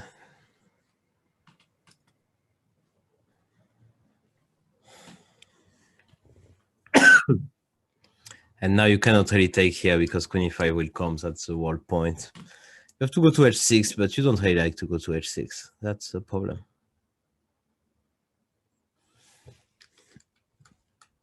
But could be that there is not much to do. Knight c2 played. Again, playing some for active counterplay in time scramble. Could be the way to go. Bishop f3, solid move. Wants to get to kick the queen away. Queen c4, queen e5 still. Not great for Daniel. Queen c4 Takes. played. Yeah, Queen e5, is this checkmate? No, king h6. But worst case scenario, I can even exchange queens. I think it's winning. That's gonna be better. King is on h6. Yeah. g4 is a move, but okay. Easier to suggest than to do. g4. Setting mate in one. Cannot be that I bad. want checkmate. Yeah. Queen e5 check played. King g8. He didn't like g4 probably. What is going Now on, rook d8. Daniel? What's your idea Queen here? 7 and It's played. game over, no? Yeah. Game over, resigns by Ooh. Daniel Dubov, I guess. He missed queen e7, as simple as that, or queen d6 was winning as well. So Dubov, not out yet, but has to win the next game with Yeah. the white pieces. Resigns. And let's have a look at Artemiev, Karyakin. A lot have happened. Karyakin catching up on the clock, but Is Kayakin winning? He locked the bishop up. yeah, and then we'll go just b4 and collect that one. But we won. King b1, bishop d1, checkmate. Sorry. Yeah, that was the idea. Okay, I could go b4. But b4, no, bishop d1. And take the pawn, yeah. CB. So king e2. Now he wants his own counterplay. Interesting. b4. That's a good move. If king b5 next. So king e3. Now I can take. Probably play. It's a game anyway. King e3. We'll see. Okay, king outplaying, but so little time could go either way. Kayakin thinking. Goes king b3. Yeah, he doesn't take. He goes king b3 directly, which might be smart. CB, king b2. I guess the c pawn just runs, no? Yeah, and you cannot really play b5. This is over. Yeah.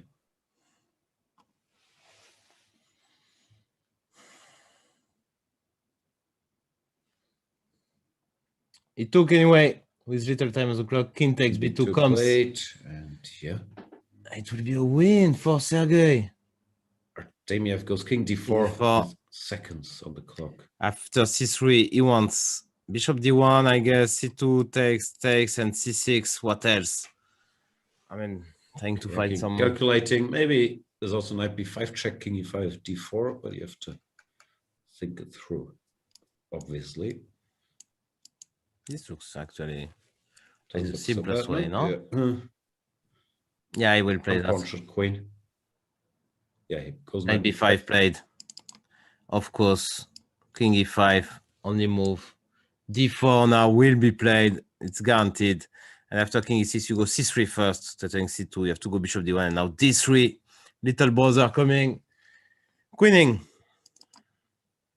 c3 played immediately. Yeah, That's the same. Bishop d1, d4. And Resigns. Artemiev resigns. Must win situation with black against Sergei Karyakin. Doesn't look like an easy task. So let's have a look at the women's section. They are both playing this crazy match between Gdanidze and Shuvalova. Gdanidze winning here. Completely winning. And in Saduakasova against Kashinskaya, she won as black. So Wow. Alina Kashinskaya will be in the must-win situation as black. Not easy. So Gdanidze, and Nana won her game.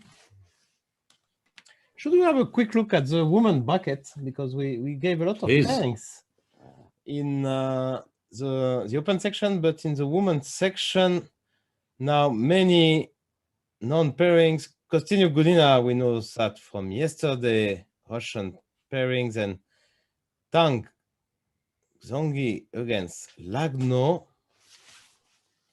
So this is the Russian side. Goreshkina will play the winner of Kashlinskaya against Sadua Kasova. Sadua Kasova is now a favorite as she won the first 10 minutes game as black. And Anna Muzichuk will play the winner of Ganize Shuvalova. So even on the non-Russian side, there are 3 Russians. Yeah, but they are about to... Yeah, 2 are in trouble maybe, yeah? 2 are in trouble, yeah? Mm. Would be amazing, actually. It could be 6 out of 8 Russian in the women's section if they come back. Oof. That's scary, actually. Such a domination. But not usually in women's chess, it's China and Russia that are dominating, and a lot of the Chinese players didn't show up. No, exactly. Obviously, there are other strong players, but just. Should we look at the bracket in the open section? And then, of course, we'll make. Don't worry. We have Magnus against Yesipenko or Dubov. Yesipenko now being a favorite as he won the first game as white. And the winner then the same brackets and Bako against Purun. 41st seed against the 98th, 89th seed. That's Bakrutov on his way. But Purun, of course, had a great tournament. Defeated Sindarov, not a high seed, but someone who played some fantastic chess. Because this is the Ali Reza portion of the bracket. Yes, that's true. And we have Grichuk versus Duda. This is a more, let's say, expected pairing in this last 16. Vidit against the winner of Abdusatorov against Duar Bailey. Anyway, that will be a surprise. Fedosiev Ivic. Unexpected Ivic number 100 and can't read 30, maybe something like that. Well, on the rating 110. list. 110. He's not doing well on the rating list, but he's doing well. I think it's a safe bet he will be higher on the rating list in not a very long time. Yeah, that's. We should also mention it's a ridiculously strong event. 110 doesn't exactly mean he's low rated. Yeah. He's like 2580 or something. Yeah, it's just incredibly strong. But compared to what we saw since the start of this World Cup, it's actually this 2580 is really ridiculously low for this. No, he's player. just crushing 2680 players easily. And here now he defeated Andreikin, who's 2730 and stronger and rapid. So I don't know. Ivic, incredibly impressive. Tabatabai, Mati Rosyan, some other non-favorites fighting each other here. Mati Rosyan beat none other than Shakir Mamediarov. Tabatabai, very impressive as well, beat Hari Krishna in the previous match without going into tie breaks. Maxime Vachelagrave, who had a tough time against Paravian, beat Pragananda in a nice style in the second classical game. Will play the winner of Artemiev Karyakin. So that could be a MVL Karyakin. Oh, and Svidler Shankland. They already played a match. Great match.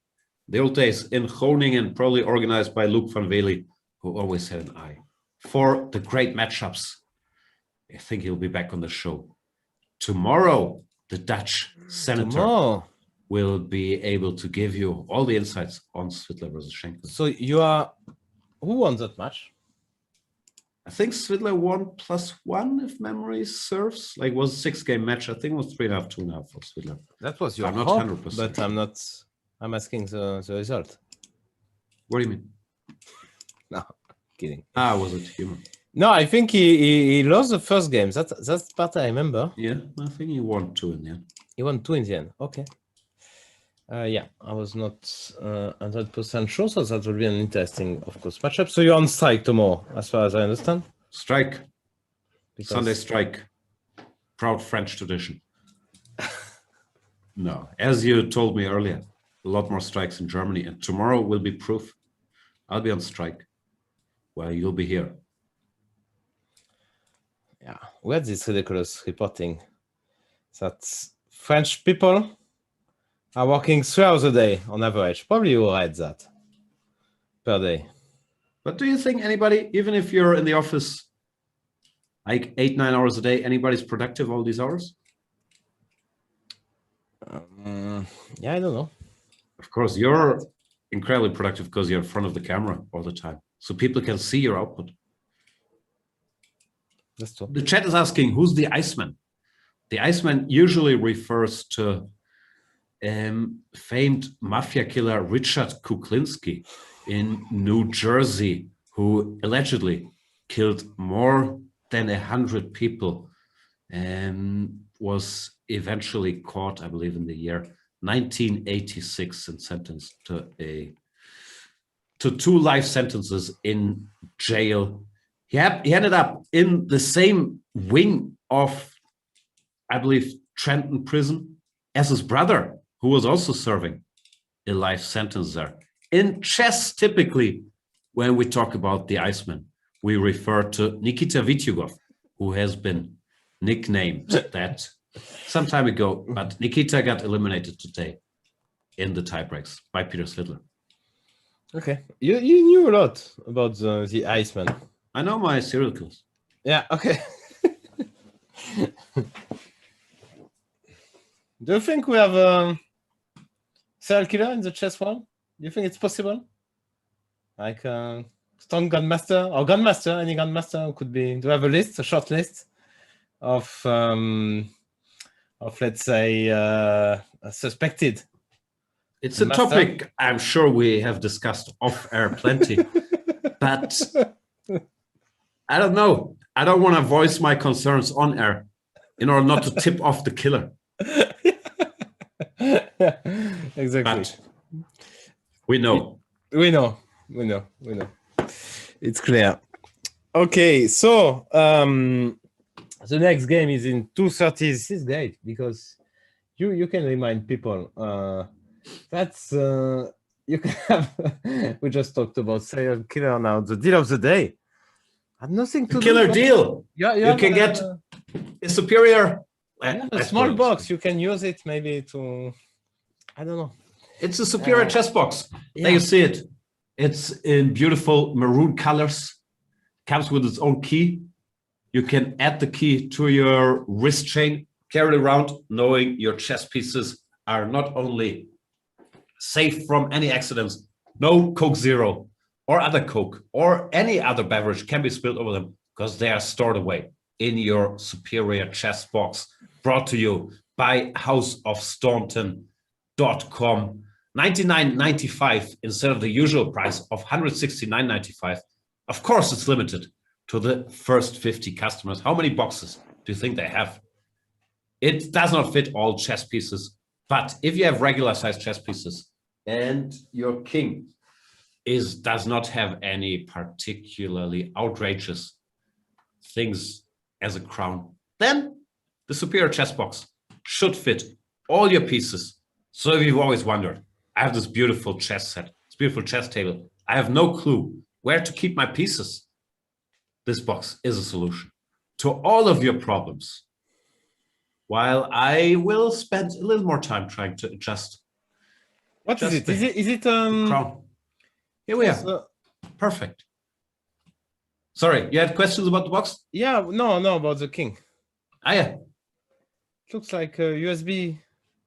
Stuff, no, it's salt, yeah? Salt and USB.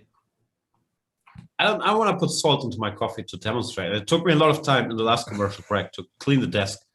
But yeah, there's salt coming out of it. No, but go ahead to this website, Deal of the Days, and thanks to them for being our presenting partners. Always happy to welcome new brothers and sisters in the family. Sure, House of Staunton. Kayakin. See there, behind a set of Staunton pieces. Only needs to draw. For Artemiev. Not easy to choose here. Yeah, never a great spot. While it's not a great spot, but Abdul Satorov has exactly the same spot. Doesn't make it better. Yeah. You think that Artemiev was sitting there thinking, okay, I don't like my spot, but at least I'm not alone. Abdul Satorov has the same problems, so I feel a little better about life. You don't? Nah. I feel a bit I feel better about life when He's I'm choosing. I'm not the only one. He's choosing the Taimanov, which is, I guess, a good choice because the sharpest lines like bishop e3, queen f3 is not something white wants in this situation. I was expecting something like g3, but Kayakin, he has his own opinions. He says a3. a3 is the way to play in this draws enough situation. Yeah, okay. While, as usual, the most creative player is Daniil Dubov. d4, knight f6, knight f3, 6, g3, allowing b5, bishop g2, bishop b7. This line is supposed to be nothing for white. c5, but he has always his idea. Bishop f4, why not? cd, knight d4, bishop g2, king g2, and here you have a small issue already on that pawn. How to deal with that? You have to protect it. So two ways to protect it. a6 or queen b6, and then you can put your queen on b7. So that looks a bit more natural to me.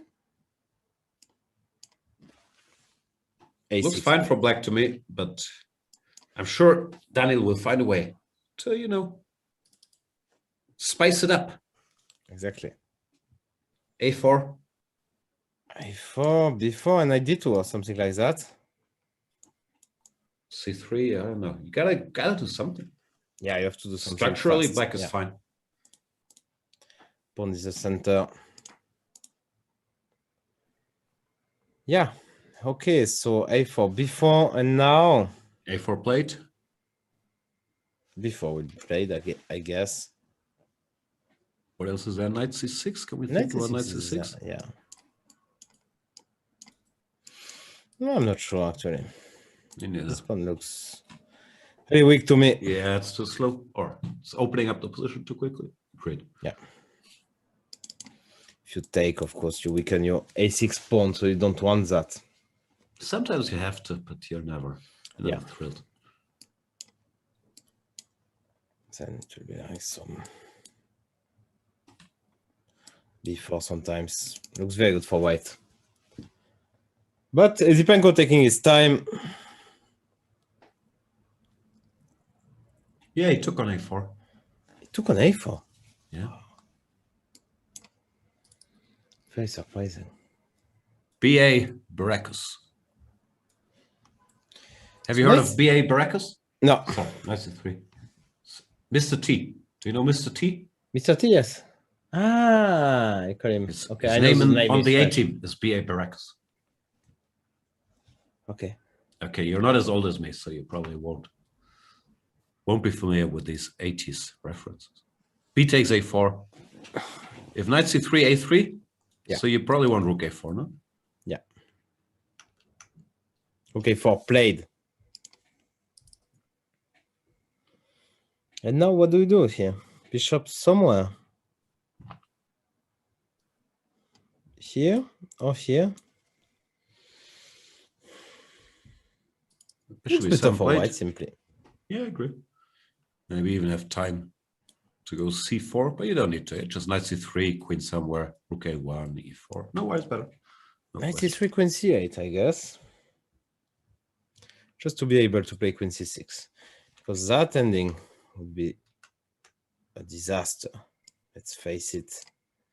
You just take, you take this is here. horrible. Okay, one.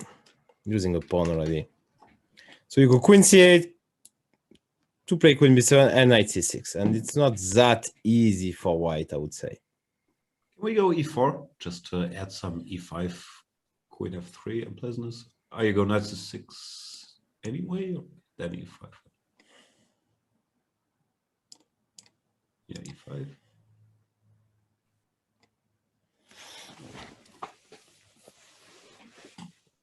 Dangerous. Very much so. 93 played. So yeah, after queen c8, e4 could be a big problem. Yeah. Maybe queen b7, no? Yeah, Or is that just f3. queen f3? Just queen b2, b1. Or e5. Or e5 as well, of course. Yeah, that looks stable. And this kind of ending, of course, we don't want. As you take. It's just better for white. Here, knight b7, we're still fighting. Yeah. Nothing. Yeah, just takes 96, 94. Nothing fun. No fun. Let's see. No, Dierbeck. With freestyling this G3 line, bishop c5, takes, e5. What is this? G3? Is that a move? Never seen Yeah, G3. it's a move. Yeah, Okay. I played it even. Wow. C5. This looks stable for. Ah, he's bluffing, yeah. Black. He's bluffing completely. Bishop d2. Queen b6. Or what does he want? I don't even know what he wants. He wants bishop b4. Yeah, c3, bishop e7, c4. Everything Let's looks... start with check. Yeah, just doesn't work. Yeah? Checking e7, something like Okay, but that. c3 Even. just wins material. C3 wins. Doesn't? Yeah, you're absolutely right. Actually. I'm not sure, but okay. Ah, yeah, okay. But the position is ridiculous. Bishop c3. Yeah. Yeah, so maybe he wants queen b6. That's really a bad version. c4. So it's time for draw. Maybe this time to kill the game, not to play for draw. But here his position is just way too good. It's the mistake he made earlier, yeah, when he was Yeah. faced with some speculative opening. Well, yeah, this looks... Yeah, bishop d2, queen b6 played. c4, I guess 97. It's 10 minutes game, but still, it looks so bad.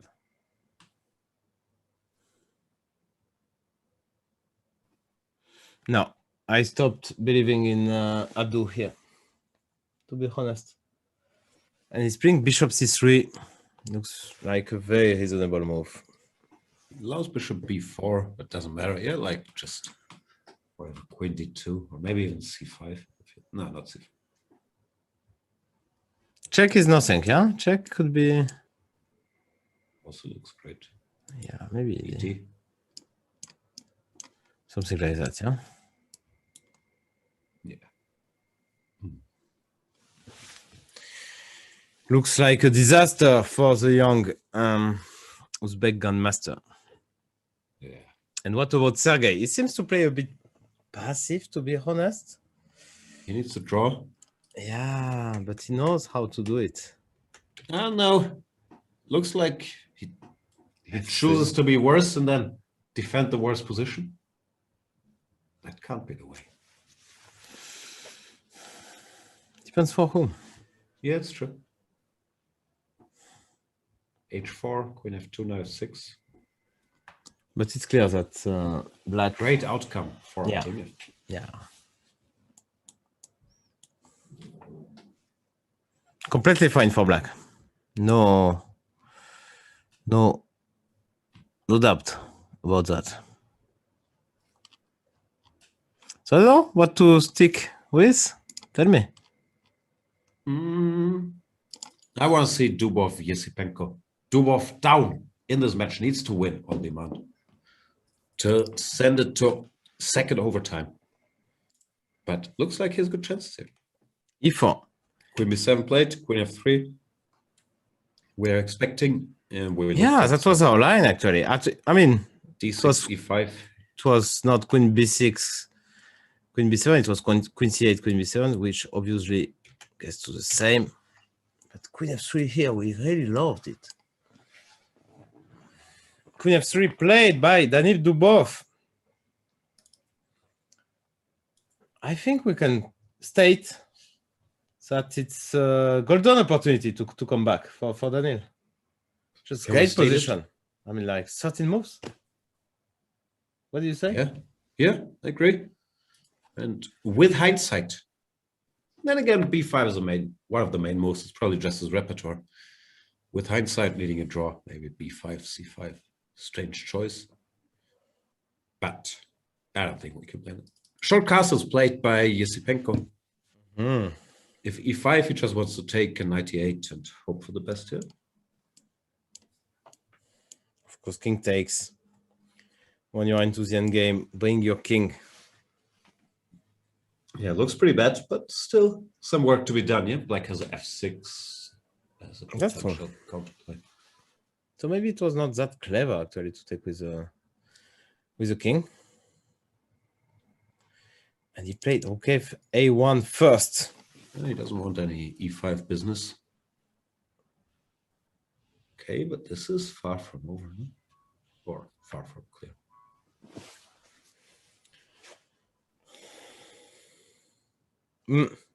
I think it's clear that white is just much better, but So bad. Rook c8 played. I don't trust the endgame. Now I can go for it and take with a king. Let's say you go here, I go here. I mean, come on. So happy. So happy. I know you want me happy, but we all know, not too happy. That's well established. Like a 7 on the happiness scale. Only 7. Okay, 7.5 out of 10. No. That's Come on. Go higher. Higher? No. 7.5 is good. Even keeled. It's sustainable happiness. Anyway, knight c6, let's say. In the level of happiness, how much do you hate yourself, let's say, on average? I don't. It depends. Yeah, but average. I think it's no. I get frustrated about things, but it's usually not always self-hatred. Self-hatred normally kicks in when I play badly, and I don't play that much anymore. Okay. I know. It's cunning. What about you? You're usually very comfortable in your own skin, no? I'm on 8.5, just to annoy you. 8.5. Wow. Makes me happy to annoy you. Yeah, I don't know why. Yeah, I was on 7 before I found out that it annoys you, so it makes me happy. That's nice. Okay. Kayakin's probably. I think Kayakin's very happy. Yeah. Generally, I would give him very high happiness marks. Yeah. He seems very comfortable with his life. That's true. So, talking about Kayakin, that's the game.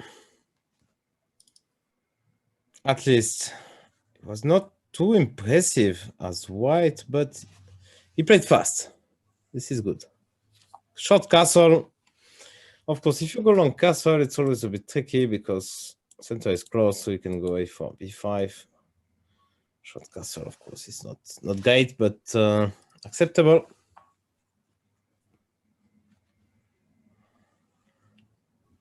And Daniel Dubov went for the end game. We were discussing. Very, very logical play. So now what do we do as black? What's the plan? No, 97.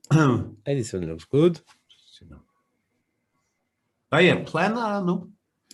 Maybe I will try to exchange some pieces, no? That would be a Kayakin Such a guy. way of life.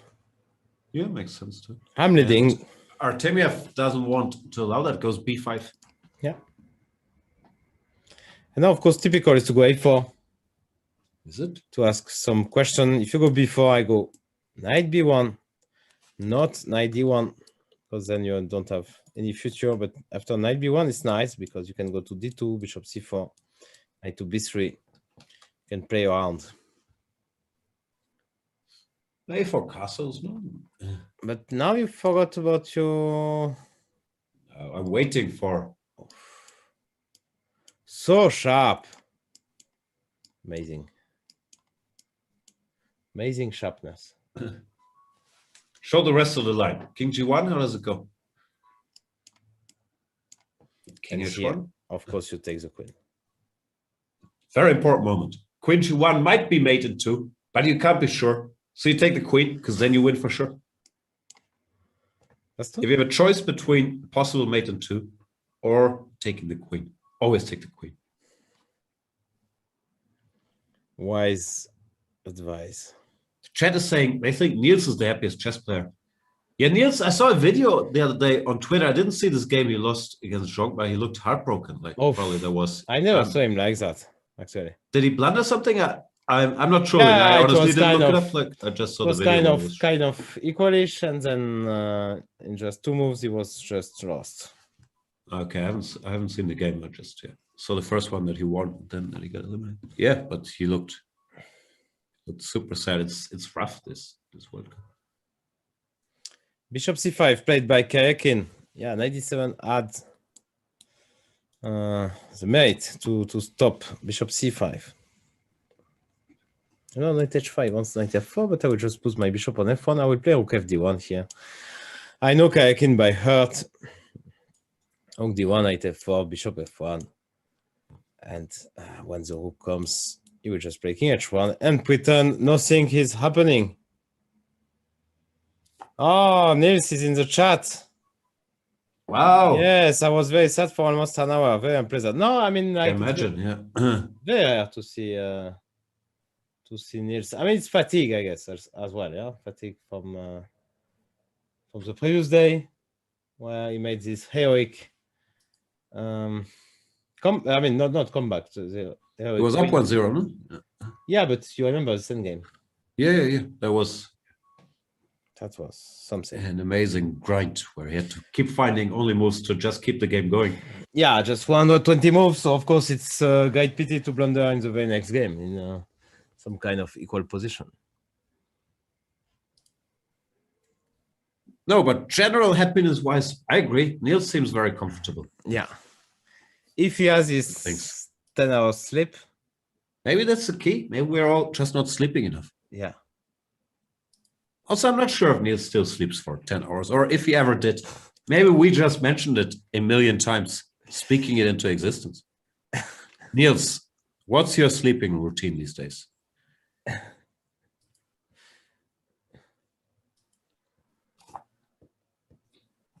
Rook h6 by Artemiev is going for checkmate.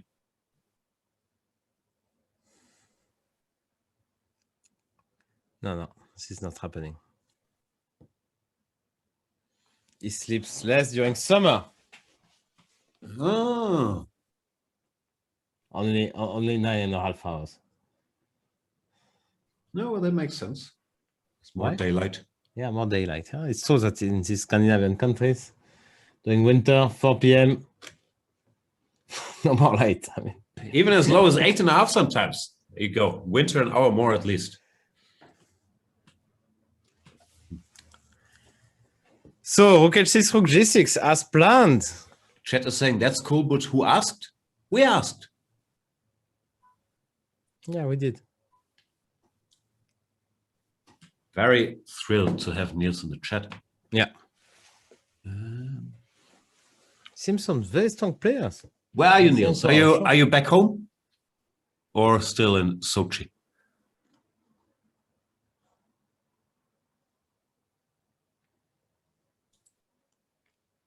I guess Niels is at home, no? Okay, looks like poor Daniel lost some of his pressure. Let's go there. Let's have a look at. Niels is saying, let's go back to chess. That's true, indeed. Very good point. Yespenko stabilizing. Oh, he's plugging his chessable course. Yeah, I know. I heard about it. I'm back home. Actually, recording a course for chessable. Apparently, I shouldn't spoil, but one of my opponents in French League used some ideas. Wow. Which was in Niels' chessable course. But Niels' course, will it be available to everybody or only to, let's say, Swedish players, Norwegian players, Danish players? I think to. So, okay. I don't know if you can talk about the topic. What is that course about? Look. So 94. What should I? If I go bishop b2, I understand there is a trick. Rook c4 that is trick. Yeah, but how good is that trick? Because we take on c2. That looks fine, no? We get 2 pawns, stable structure. Yeah, I think this is completely fine for Blue. Yeah, I know what is it about, but I cannot. I'm not sure we can reveal what it is about. We should ask Mr. Doji. He's the boss. And the Twitch chat is saying, "We love Niels. Greetings to Niels from Germany." There you go.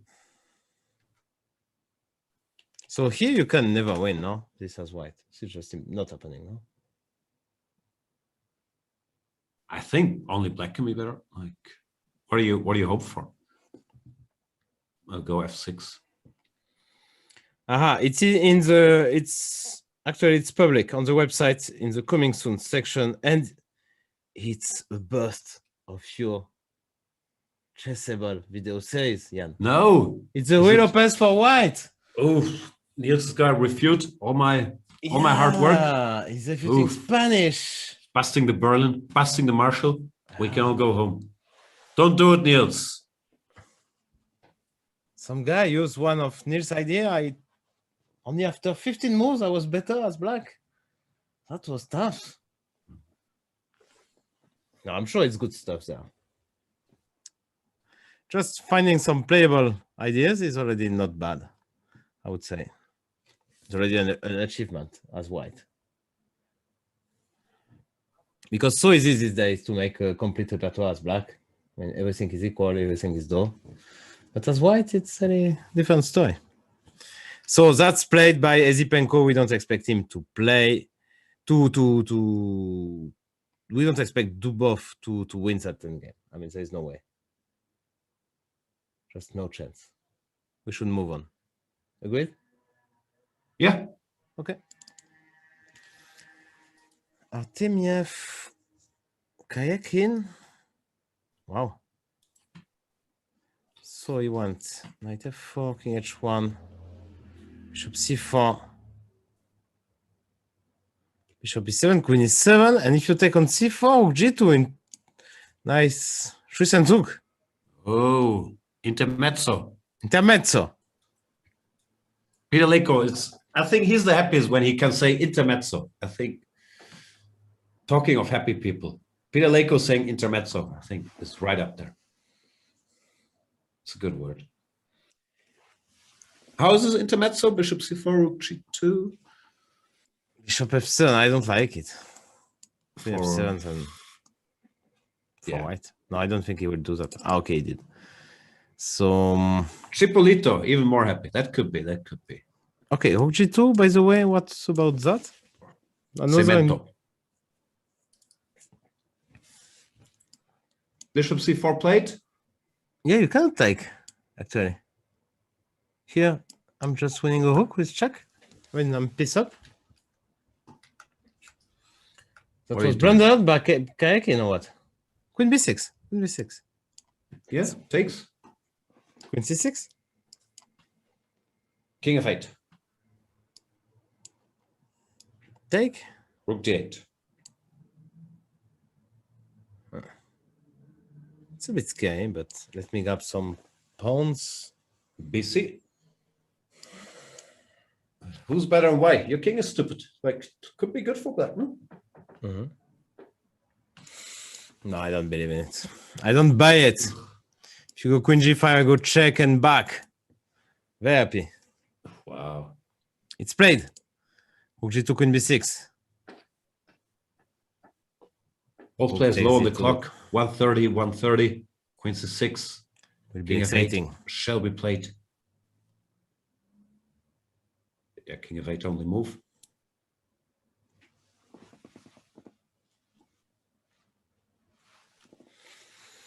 King f8, he will take. What else is there? Nothing. And he will take the pawns, I guess. What else? What is he thinking about? I don't get it. I took, of course. Of course. takes. They now take on a6. Yeah, BC gotta be played as well. I don't know. I like Black's position. Yeah, but not easy, no? Nothing's easy. In life. You think so? No, sometimes it's easy.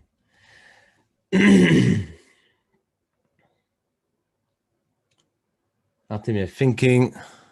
No panic. We can't see any sign of panic on both players. Amazing. Both very cool. Coolness. Yeah. How is Abdu doing? Abdu is getting cursed, I'm afraid. Oof, that's sad. Oof, completely hopeless. Yeah. This looks like a position from a simmer. Yeah, exactly. Yeah. Don't give any counterplay. Yeah, no miracle for Abdu here. While no miracle for Dubov as well. It's even worse. I mean, yeah, it's just no winning chances. Yeah, no. The only interesting stuff. So the only question remaining is if Artemiev comes back. Yeah.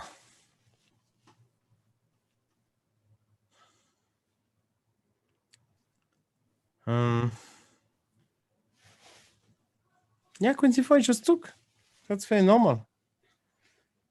So he does it. I can take a pawn. I don't see checkmate. Let's do it. Yeah. Queen g5. Rook g1. Rook d1. Knight takes d1. Very important. Oh, g1, yeah, simply. No, I wanted to play Queen c5, Queen g1, but it's way too sophisticated. Queen a7. Wow, very deep. He wants Queen f2, but And probably Rook d2. won't be allowed. Testing moves though. Played with 2 seconds on the clock. Oof. Yeah, let's get that on camera if we can. Dubov just has no hope.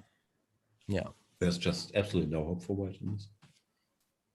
Probably, just as I say it, he's gonna come up with some amazing mating attack, but I really don't see. There's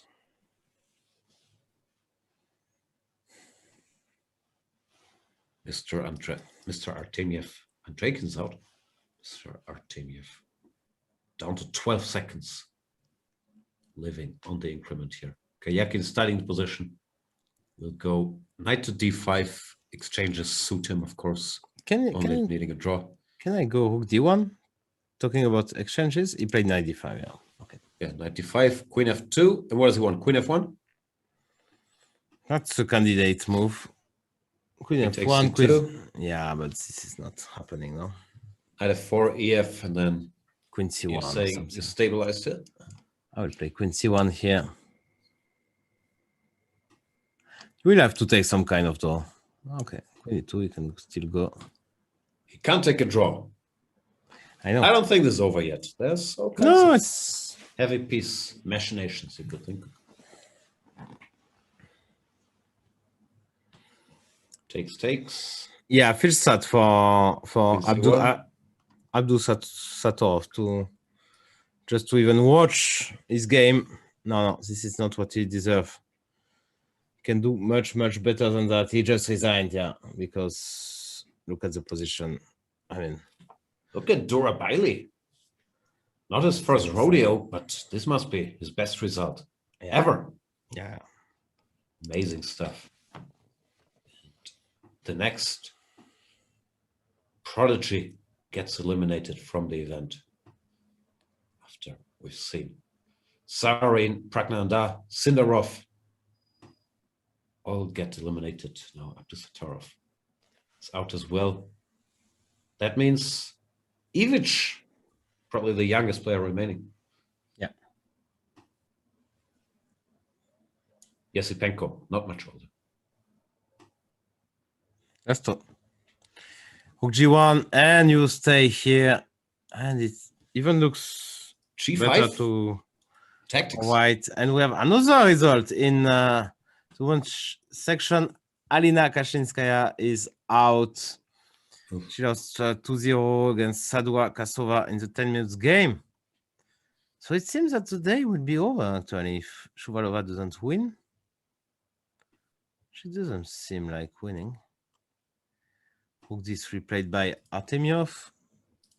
I can just take on H3 and so what? Yeah. Of course, it does that. We'll give a bunch of checks. Yeah. This is over because Queen D5. If you go to the C line, Rook C1, and Sergey might be winning, but he cannot care less. Trust me. He will take the He'll door be happy with the draw. both hands. Queen D5. Artemyev doesn't want to get mated. Come on, you prefer to make a draw than losing. He's playing King E8, but Queen E5 will come. Trying to draw, and Kayakin moves on. Congratulations. Professional performance. Yeah, he still got it after all these years. Incredibly tough in this format. Sergei Kayakin eliminates one of the best rapid players in the world. We shouldn't forget Artemyev, how well he did in the Champions Chess Tour recently. This guy is no joke, but Sergei Kayakin prevails here. Very tough match. And he will face the Frenchman with 2 names tomorrow. Ooh. Another big match. Maxime Acherab, no free day tomorrow, except for Jan, of course. He's taking a free day, strike, whatever. I will be here with Mr. Van Velde, the politician, famous Dutch politician. Very politically correct show. Oof.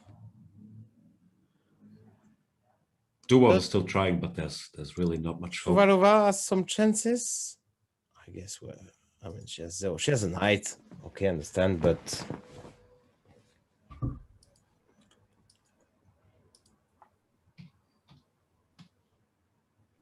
yeah, very solid performance by Esipenko. We see on the screen, and Shuvalova is not going to make it. That's not happening. And strangely enough, we're not going to see Blitz today. Not even Armageddon, and no Blitz. But there must be a banter blitz at 8 p.m., no?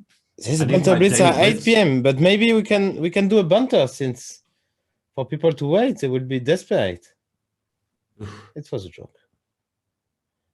I was hoping we could. But yeah, I'm very ill. Yeah, I know you're very ill.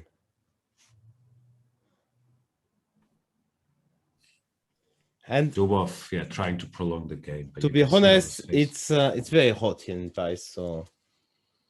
And I'm working every day now for, I don't know, 10 days. Oof. And it's kind of world record, yeah?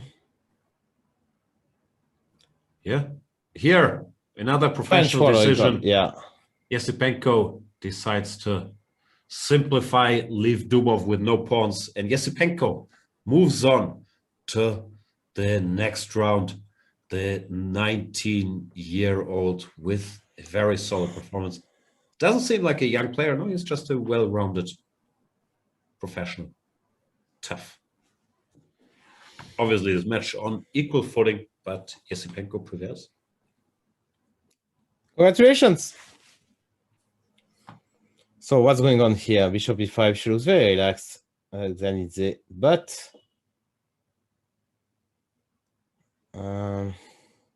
Shuvalova's hoping for some knight fork miracles, some rook c5, knight g5, knight e6, but it's unlikely.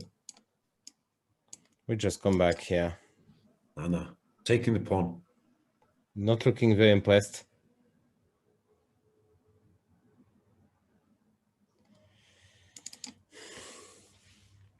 Yeah, no. I guess she's not going to blunder that. She's playing okay, 5. Bishop f6 will come. King e4, bishop f6. You just it's played pretty hopeless for Mrs. who played a good tournament and seems to play amazing chess considering her result. I mean, she's winning, losing, always something happening when we are watching her games. And Yeah. Okay, it seems she resigns. I mean, like, she will make a draw still, but I've never seen anybody as relaxed as Zagnitze here in a that's amazing. World Cup actually. game with 1 minute on the clock. She's leaning back, looks very bored. Like, it's amazing composure and I think she offered the draw. advances. Yeah, no particular celebrations there either. Just, another day at the office. Yeah, congratulations to her. We look at the bracket exactly. Goyashkina, Saduakasova, and Ganidze against Muzicuk, Anna Muzicuk, 4 against 5, 1 against 8. This is amazing. This woman tournament, 2 against 7.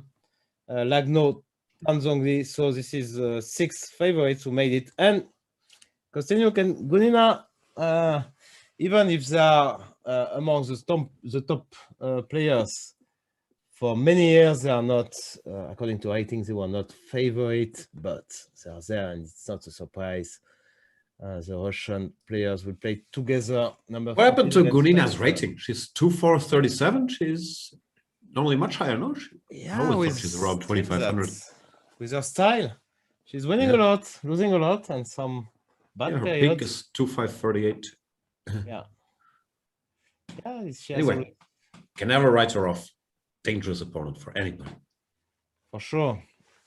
So as we saw, we will get Carlsen, Ezipenko, 1 versus 16. So this is logical. Back row against Pion. So that's, of course, 2 outsiders, but they played very well. Till now, Gechuk, Duda, usual suspects. Vidit, Duar Bailey, played some very good chess against Abdul Satorov, and before Fedosiev, Ivic. We are really, really impressed by Ivic. Fedosiev played brilliantly in the start of this World Cup. Tabatabai against Martirosyan. Also a surprise, but not really, because they played so well since the start of the event that it's fully deserved. Maxim Vachergav against Sergei Karyakin. That is tough match. 2 very solid players, 2 very good, rapid and blitz player, excellent even. So we may see. I don't understand these numbers, by the way. I thought it was the seating, but Dura Bailey is 2,625. How can he be number 29? If Fedosiev is number 30. Maybe the 29 is wrong, or I don't know. 29 is wrong, probably. Yeah, it doesn't matter. Anyway. And Mr. Zvilla against Mr. Shankland. That will be a rematch for the. Oof, yeah. That's a big one. Yeah. You have the expert, Luc van Veli, coming in. Thanks, Mr. Laurent. It's been a pleasure, as always. Any deals you would like to tell us about? Yeah. The deal of the day. House of Thornton. Superbox. Superior. Chess box, amazing, was $170, now $100. So go ahead and buy it. You can put anything in it, but it's designed for chess pieces. Obviously, you get a key as well. Go and visit their site. Of course, 8 p.m. there is a banter blitz with Li Kuang Liam, so you can challenge former World Blitz champion by becoming a premium member of Chess24. You have a discount code, which is Jan. Do you follow? I don't know. What I'm saying, you don't know. Challenge yourself. Challenge yourself. Challenge Liam. No, challenge yourself. It is. Yeah, challenge yourself. 25%. How good is that? Well, I'm finished with my promotion deal of the day and everything. Thanks a lot to the viewers, to you, of course, Jan, to Sotiris, and see you, I guess, on Monday if your strike stops on Sunday evening. No, my strike keeps ongoing. But yeah, I'll see you very soon. Thanks everybody for watching. Bye. Bye. Want to raise your chess to a new level? Challenge Yourself is an exclusive, innovative experience designed for Chess24 Premium members. Train like a champ with a unique set of lessons prepared by the coaches of the challengers. Boris Gelfand and co will help you improve your chess. Play a champ. Play a grandmaster each day in Banter Blitz. Take advantage of this incredible opportunity from June 10th. Go premium and challenge yourself.